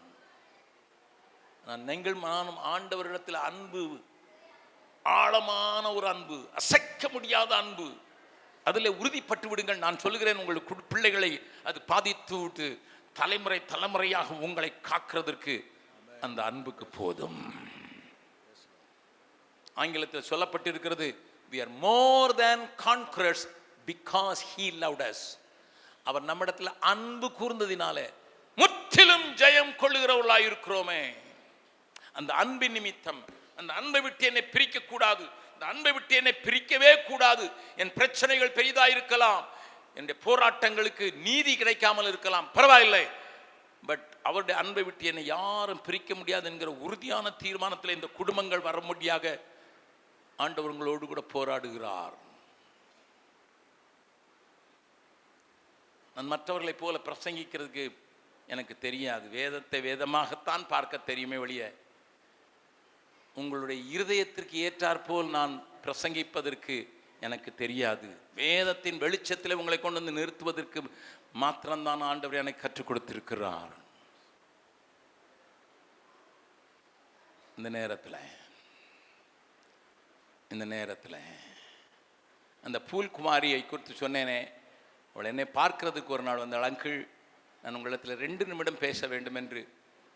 ஒரு ப்ரேயர் மீட்டிங் நாங்கள் நடத்தின அந்த உபவாச கூடுகையில் 8000 பேர் கலந்து கொள்ளும்போது, அங்கிள் உங்களுக்கு நேரம் இருக்காது, 2 நிமிஷம் சொல்லி வந்தாள். நான் அவளை, என்னம்மா, என்ன மிகவும் அழகான பெண். அவளை பார்த்தாலே ஒரு உண்மையான ஒரு சௌந்தரியவதியை பார்க்கலாம். அங்கிள், என் தலை மேலே கொஞ்சம் கை வச்சு ஜெபம் பண்ணிருங்க. உங்களுக்குள்ள ஒரு பெரிய அன்பின் வைராக்கியம் இருக்கிறத நான் பார்க்குறேன். என் மேலேயும் ஊற்றப்படட்டும். நீங்கள் தமிழ் பேசுகிறவங்க, நாங்கள் ஹிந்தி பேசுகிற ஹிந்தி ஆட்கள். ஆனால் ஹிந்தி ஆட்கள் மேலே தமிழ் பேசுகிறவங்களுக்கு இவ்வளவு ஆழமான அன்பு இருக்குன்னா, எங்கள் மொழியை பேசுகிற நான் உங்களை பாட்டும் 10 மடங்கு நேசிக்கணும். எனக்கு அது வேணும். கை வச்சு ஜெபம் பண்ணுங்க. வேற தேவைக்காக ஜெபிக்க வரவில்லை, தேவைக்காக ஜெபிக்க வரவில்லை. என்னை எப்பொழுதும் அசைக்கிற ஒரு சில சம்பவங்களில் ஒரு சம்பவத்தை சொல்லுகிறேன். பெத்தியா என்கிற ஒரு இடம் இருக்கிறது பீகாரில். அந்த பெத்தியாவில் 400 வருடங்களுக்கு முன்னதாக பெத்தியா மகாராஜாவுடைய மனைவி வியாதிப்பட்ட போது எத்தனையோ மருந்துகள், எத்தனையோ மருத்துவர்கள், எத்தனையோ மாந்திரியர்கள் அந்த ராணிக்கு சுகம் கொடுக்க முடியவில்லை. ஆனால் பாட்னாவில் ஒரு ரோமன் கத்தோலிக்க போதகர் இருக்கிறார் என்று அவருக்கு சொல்லப்பட்டது. லிசன், ரோமன் கத்தோலிக்க போதகர் தான். அவரை கூப்பிட்டு கொண்டு நீங்கள் ஜெபம் பண்ணினால் இவளுக்கு சரியாய் விடும் என்று யாரோ சொல்ல, அந்த நேரத்தில் 400 வருடங்களுக்கு முன்னதாக அந்த ரோமன் கத்தோலிக்க போதகரை கொண்டு வந்து அவளுக்கு ஜெபிக்க அவள் நன்றாக சுகமாகிவிட்டாள். ஆகையினால பெத்தியா அரசன் ஒரு 600 ஏக்கர் நிலத்தை ரோமன் கத்தோலிக்க ஃபாதருக்கு இனாமாக கொடுத்து, நீங்கள் உங்களுடைய மிஷனை என்னுடைய ராஜ்யத்தில் நடவுங்கள் என்று கொடுத்திருந்தார். அந்த இடத்துல அவர்கள் ஆஸ்பத்திரியை கட்டினார்கள், ஸ்கூலை கட்டினார்கள், பலவிதமான சோசியல் ஒர்க்கை பண்ணுகிறார்கள். அந்த பெத்தியாவில் அசம்பிளிஸ் ஆஃப் காட் சேர்ந்த மிஷினரிகளும் வந்து 300 பிள்ளைகளை ஆதரித்து அங்கே ஒரு பெரிய வளாகத்தை கட்டி வைத்து, நல்ல கவனிங்க நான் சொல்றத, 300 பிள்ளைகளை வைத்து பாதுகாத்து, அனாதையாய் கிடந்த பிள்ளைகளை எல்லாம் எடுத்து வளர்த்து அவர்களுக்கு நல்ல படிப்பு கொடுத்து, அமெரிக்காவிலிருந்து வந்த மிஷினரிகள் அவர்களை ஆளாக்கிவிட்ட அந்த வளாகத்திலேயே ஒரு பள்ளிக்கூடம் இருக்கிறது. அந்த பள்ளிக்கூடத்தினுடைய பிரின்சிபலாக இருந்தவர், ஐசிஎஸ்சி பள்ளிக்கூடம், உயர்நிலை பள்ளி. அங்கே அந்த பிரின்சிபல் 24 மணி நேரம் தண்ணி அடிக்கிறவர். எப்பவும் போதையில் தான் இருப்பார். காலையில் எந்திரிச்சு போடுறது சாயங்காலம் வரைக்கும் போதையிலே தான் இருப்பார். அந்த இடத்திற்கு நாங்கள் போன போது கண்ணீர் விட்டு அழுதோம். ஏனென்றால் அங்கே அலி என்று சொல்லுகிறவர்கள் ஒரு ஆண் பிள்ளை அந்த கேம்பஸில் இருக்கிற யாருக்கோ பிறந்து விட்டது என்று டான்ஸ் ஆடிக்கொண்டிருந்தால் நான் போன போது, ஆவிக்குரியவர்கள் என்று சொல்கிறவருடைய நிலைமையும், ஆவி இல்லாமல் விக்கிரக ஆராதனைக்கு ஒப்பு கொடுக்கப்பட்டவர்கள் என்கிற நிலைமையும் இப்படிப்பட்ட நிலைமையிலிருந்து அங்கே ஒரு ஆங்கிலிக்கன் சர்ச் பல வருடங்களாக மூடப்பட்டிருந்ததை தேவன் எங்களுக்கு தந்தார். அதில் தான் இன்றைக்கு பெரிய ஒரு ஆராதனையை நடத்தத்தக்கதாக ரிப்பேர் பண்ணி சரியாக நடத்தி கொண்டிருக்கிறோம். இது அதை குறித்து நான் பேச வரம்பில்லை. முதல் முறையாக சரித்திரத்திலேயே முதல் முறையாக ஒரு திறந்த வழி கூட்டத்தை அந்த பகுதியிலே நடத்துவதற்கு சென்றிருந்தோம். அந்த பகுதிகளில் மாஃபியா பயங்கரமாக இருக்கிறபடியினால யாரும் சாதாரணமாக அங்கே போக முடியாது. ஏனென்றால் அங்கே கோபால்கஞ்ச் என்கிற இடம் பக்கத்தில் இருக்கிறது. அதில் வேலை செய்த ஒரு கலெக்டர் மேலே, கலெக்டரை கீழே இறக்கி அவருடைய காரை அவர் மேலேயே போட்டு கொன்று விட்டார்கள், கிருஷ்ண ராவ் என்கிறவரை. அவ்வளவு மோசமான இடத்துல முதல் முறையாக சுவிசேஷத்தை எடுத்து செல்ல வேண்டும் என்று நானும் போயிருந்தேன். எங்களோடு கூட மதுரையை சேர்ந்த இன்னொரு போதகர் வந்திருந்தார், ஃபாதர் பெர்க்மேன்ஸ் வந்திருந்தார். அப்பொழுது ஃபாதர் பெர்க்மேன்ஸுடைய ஊரை சேர்ந்த ஒரு நன் கன்னியாஸ்திரி அங்கே இருந்தாள். அவள் வந்து கேட்டாள், எங்களுக்கு வந்து ஒரு சின்ன ப்ரேயர் மீட்டிங் நடத்திட்டு போங்களேன்னு கேட்டவுடனே ஃபாதர் பெர்க்மேன்ஸால் தவிர்க்க முடியவில்லை. அவர் என்னை பார்த்தார். நான் சொன்னேன், பரவாயில்ல, எங்கேயும் வழி கிடச்சுன்னா போவோம், நம்ம போய் கொஞ்சம் பேர் உற்சாகப்படுத்தலாம் என்று நாங்கள் போய் அங்கே இருந்த கன்னியாஸ்திரிகளுக்கு மாத்திரம் ஒரு சின்ன ஜெப கூட்டத்தை நடத்த கர்த்தர் உதவி செய்தார். அதில் வந்திருந்தவர் ஒரு 60 பேர் இருப்பார்கள், 50-60 பேர் இருப்பார்கள். 25 பேர் அதில் வயதானவர்கள், 80 வயதை தாண்டினவர்கள். 85 எழும்ப முடியாது, உட்கார முடியாது, கூனம் போட்டிருக்கும், கழுத்திலே வலி, கையிலே வலி, வேதனையோடு கூட வயதான காலத்தில் அந்த நன்கள் அங்கே உட்கார்ந்திருந்தார்கள். நாங்கள் ஒரு சின்ன கூட்டத்தை சாட்சி சொல்லி பாடல் பாடி தேவ வசனத்தை பிரசங்கித்து உங்களுக்காக ஜெபிக்க விரும்புகிறோம் என்று சொன்னபோது, நாங்கள் அவர்களுக்காக தனித்தனியாக ஜெபிக்க ஆரம்பித்த போது அந்த 25 நன்களும் சொன்ன வார்த்தை என்னை இன்றைக்கும் அசைக்கும்படியானது. ஒருவராயும் எனக்கு சுகத்துக்கு ஜெபம் பண்ணுங்க, என் கையை தூக்க முடியல, கையை தூக்குறதுக்கு கை வச்சு ஜெபம் பண்ணுங்க, எனக்கு சாப்பிட்டா செமிக்க மாட்டேங்குது, வயசாகி போயிடுச்சு அப்படின்னு யாரும் சொல்லலை. எல்லாரும் என்ன சொன்னாங்க தெரியுமா? நாங்கள் இயேசுவின் அன்பில் இன்னும் வளரணும், நாங்கள் இன்னும் பொறுமையாக இருக்கணும், நாங்கள் இன்னும் கோபப்படுறோம், அந்த கோபம்லாம் போகணுன்ட்டு இயேசுவின் சுவாபத்தை உடையவர்களான அந்த அன்பை புரிந்து கொள்ள எங்களுக்கு ஜெபம் பண்ணுங்கன்னு சொன்னது என்னை மிகவும் கண்ணீரோடு கூட ஜெபிக்கும்படியாக ஏவிற்று. ஏன் இதை சொல்கிறேன் என்றால், கிறிஸ்துவை அறிந்திருக்கிறேன் என்றும் கிறிஸ்துவை நாங்கள் தான் சரியாக புரிந்து கொண்டிருக்கிறோம் என்று சொல்லுகிற புராட்டஸ்டன்ட்களாகிய நமக்கும் தேவனே அவருடைய அன்பு தான் எங்களை ஆட்கொள்ள வேண்டும் என்று சொல்கிற ஒரு பெரிய ஆவல் உள்ள ஒரு சின்ன வாழ்நாளெல்லாம் கன்னிகளாகவே செலவழித்த அவர்களுக்கு சத்தியத்தின் வெளிச்சம் முழுவதும் இல்லாத போதும் அவள் இப்படிப்பட்ட ஒரு நிலைமையிலே அவர்கள் செய்த காரியம் என் மனதை விட்டு இன்றைக்கு வரைக்கும் அகலவில்லை. மறுபடியும் சொல்கிறேன், கேளுங்கள். உங்கள் பிள்ளைகள் தேவனோடு கூட இருக்கிற உங்கள் உறவினாலே பாதிக்கப்பட வேண்டும்.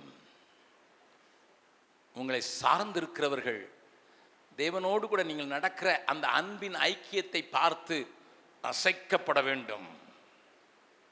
உங்களுடைய இனத்தார், உங்களுடைய எதிர்வீட்டார், உங்களை எதிர்த்து பேசுகிறவர்கள், உங்களுக்கு விரோதமாக கிரியை செய்கிறவர்களும் தேவன் பேரில் நீங்கள் வைத்திருக்கிற அன்பின் நிமித்தம் உருக வேண்டும். அப்படிப்பட்ட ஒரு அன்பு, தெய்வீக அன்பு நம்முடைய இருதயங்களில் ஊற்றப்படுகிறதை தான் ரோமர் 5:5 சொல்கிறது. பரிசுத்த ஆவியினாலே தேவனுடைய அன்பு நம்முடைய இருதயங்களிலே ஊற்றப்பட்டிருக்கிறதே. இந்த மத்தியான வேளையில் நாம் சில நிமிடங்கள் ஜெபிக்க போகிறோம். ஆண்டவரே, அப்படிப்பட்ட ஒரு இனம் தெரியாத ஒரு அன்பு, பாவியா இருக்கையிலே என்னை நேசித்த அன்பு, என்னை மறுரூபப்படுத்துகிற அன்பு, என் காரியங்கள் நிமித்தம் தேசம் அசைக்கப்பட முடியும் என்பதை புரிந்து கொள்ளக்கூடிய ஒரு அன்பு, என்னையும் என் குடும்பத்தையும் என்னுடைய சுற்றார் இனத்தாரை நண்பர்களை நிரப்புவதற்கு என்னை ஒப்புக் கொடுக்கிறேன் என்று சொல்லுகிறவர்களை தேடி இந்த தேவன் வந்திருக்கிறார். உன் குடும்பம் ஆசீர்வாதமாக இருக்க வேண்டும் என்றால், நீ வாழ்கிற குடும்பத்திலேயும் நீ வாழ்கிற சமுதாயத்திலேயும் நீ ஒரு நல்ல ஆசீர்வதிக்கப்பட்ட குடும்பமாக இருக்க வேண்டும் என்றால், இன்றைக்கு இந்த தீர்மானத்தை எடுத்து பாருங்கள். நான் ஏராளமான சாட்சிகளை சொல்லிக்கொண்டே போக முடியும். ப்ளீஸ், அதற்கு உங்களை ஒப்புக் கொடுங்கள். தேவன் அந்த அன்புக்கு நேராக நம்மை வழிநடத்துவதற்கு எல்லாரும் கண்களை மூடலாம். யாரும் எங்கே பார்க்க வேண்டாம். நேரம் முடிந்து விட்டது, கொடுக்கப்பட்ட நேரம். யாரும் எங்கேயும் பார்க்க வேண்டாம். மாறாக ஆண்டவருடைய அன்பு என்னை நிறைக்க வேண்டுமே. அன்பின் அகலம், நீளம், ஆழம், உயரத்தை அறிந்து கொள்வதற்குத்தான் நாம் கூடுகிறோம். அந்த தேவனுடைய அன்பில் நாங்கள் நிலைத்து வேரூன்ற வேண்டுவதற்கு எங்களுக்கு கிருபை வேண்டும் என்று சொல்லி வேற எந்த ஆசீர்வாதத்தையும் கேட்காமல், தேவனோடு கூட இருக்கிற நெருக்கம், தேவனோடு கூட இருக்கிற உறவு, தேவனுடைய அன்பினால் நிறையப்படுகிற நிறைவு என்னை ஆட்கொள்ளும்படியாக மற்ற காரியங்களை கொஞ்சம் தள்ளி வைத்துவிட்டு, ஐயா அகஸ்டின் ஜெபக்குமார், இந்த வசனங்களை எல்லாம் பார்க்கும்போது நாங்கள் எங்கேயோ பின்தங்கி இருக்கிறோம், எங்களுக்கு தேவ கிருபை வேண்டும் என்று சொல்லுகிறவர்கள் மாத்திரம் உடைய வலது கையை உயர்த்தி காண்பிப்பீர்கள். ஆனால் உங்களுக்காக நான் ஜெபிக்க விரும்புகிறேன். நம்ம எல்லாரும் ஜெபிக்க போகிறோம், எல்லாரும் ஜெபிக்க போகிறோம். ஹல்லேலூயா. நமக்கு தெரிந்த ஒரு பாடலை பாடி தேவனிடத்தில் இன்னும் நெருங்குவதற்கு நம்மை ஒப்புக் கொடுக்க போகிறோம். தேவன் நம்மோடு கூட இடைப்படுவதற்கு வாயை திறந்து சொல்லுங்கள். ஆண்டவரே, உம்முடைய அன்பை என்னுடைய உள்ளத்திலே ஊற்றுவீராக. அது எங்களுடைய குடும்பத்திலே ஊறுவதாக, எங்களுடைய சபையிலே வெளிப்படுவதாக, எங்களுடைய உறவிலே காணப்படுவதாக. ஹல்லேலூயா. தேவனே நான் உமதண்டையில்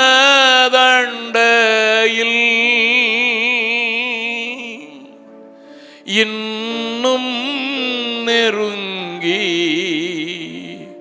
சேர்வதே என் ஆவல் பூமியில் இன்னும் நெருங்கி சேர்வதே என் ஆவல் பூமியில். சேர்ந்து பாடலாமா? தேவனே நான் உமதண்டையில்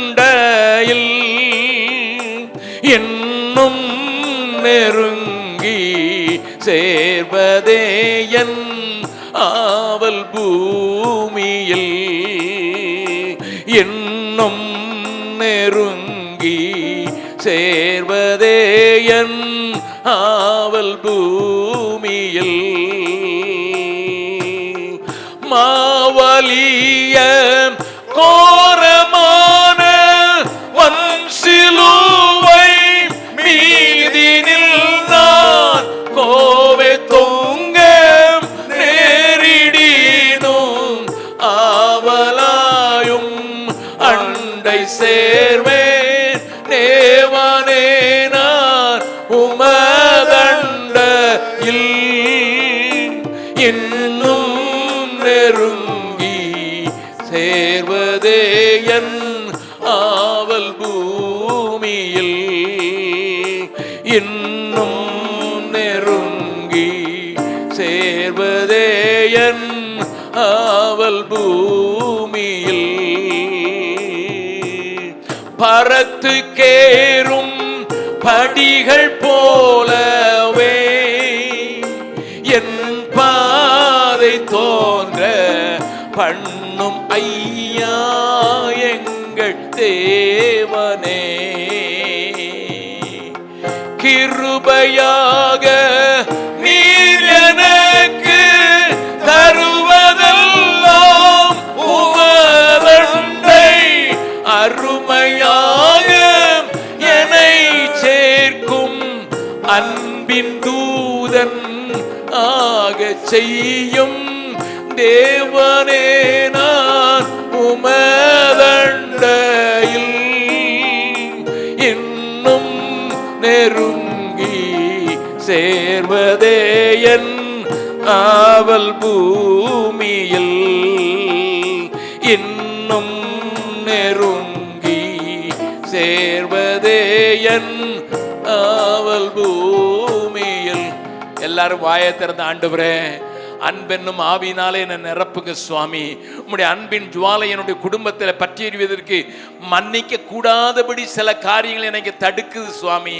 நான் மற்றவங்களை மன்னிக்க கூடாதபடிக்கு கல்வாரி சிநேகம் என் மேல ஊற்றப்படுவதற்காக நான் ஜெபிக்கிறேன் ஆண்டவரே. வாயை திறந்து சொல்லுங்க. கேட்கிறவன் எவனும் பெற்றுக் கொள்கிறான். உன் வாயை விரிவாய் தரு, அப்பொழுது நான் நிரப்புவேன் என்று சொல்கிற ஆண்டவர், நீ வாயை விட்டு கேட்கும் போதுதான் அந்த உனக்கு இனம் தெரியாத ஒரு அன்பு உன்னை ஆட்கொள்வதையும், மன்னிக்க கூடாதவர்களை மன்னிப்பதற்கு மாத்திரமல்ல, உன் சூழ்நிலைகளை பாதிப்பதற்கு, உன் பிள்ளைகளை பாதிப்பதற்கு, உன் குடும்பத்தாரை பாதிப்பதற்கு, உன் உறவுகளை பாதிப்பதற்கு போதுமானதாக இருக்கும் என்று மறுபடியும் நான் சொல்லுவேன். நெப்போலியன் போனபார்ட் என்கிறவன் சொன்னான், இந்த உலகத்தை நான் ஜெயிப்பதற்காக என்னுடைய ஆயுதங்களை உபயோகப்படுத்தினேன். நல்ல அன்பென்னும் ஆயுதத்தினால் கிறிஸ்து இந்த உலகத்தை ஜெயித்து விட்டார்.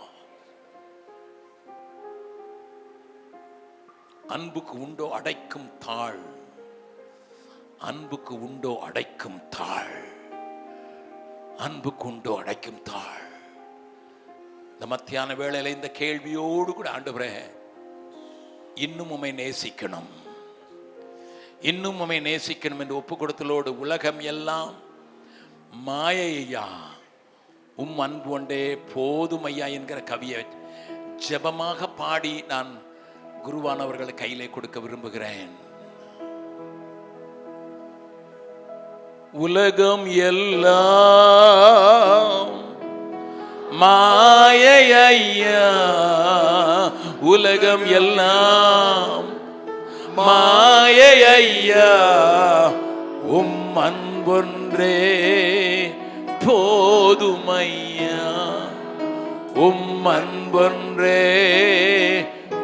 மறுபடியும் சொல்லலாம், உலகம் எல்லாம் மாயை ஐயா, உலகம் எல்லாம் மாயை ஐயா, உம் அன்பொன்றே போதுமையா, உம் அன்பொன்றே போதுமையா. பிரசன்னம் பிரசன்னம் தேவ பிரசன்னம், ஆஹா பிரசன்னம் பிரசன்னம் தேவ பிரசன்னம். ராஜா உம் பிரசன்னம் போதுமையா, எப்போதும் எனக்கு போதுமையா. ராஜா உம் பிரசன்னம் போதுமையா.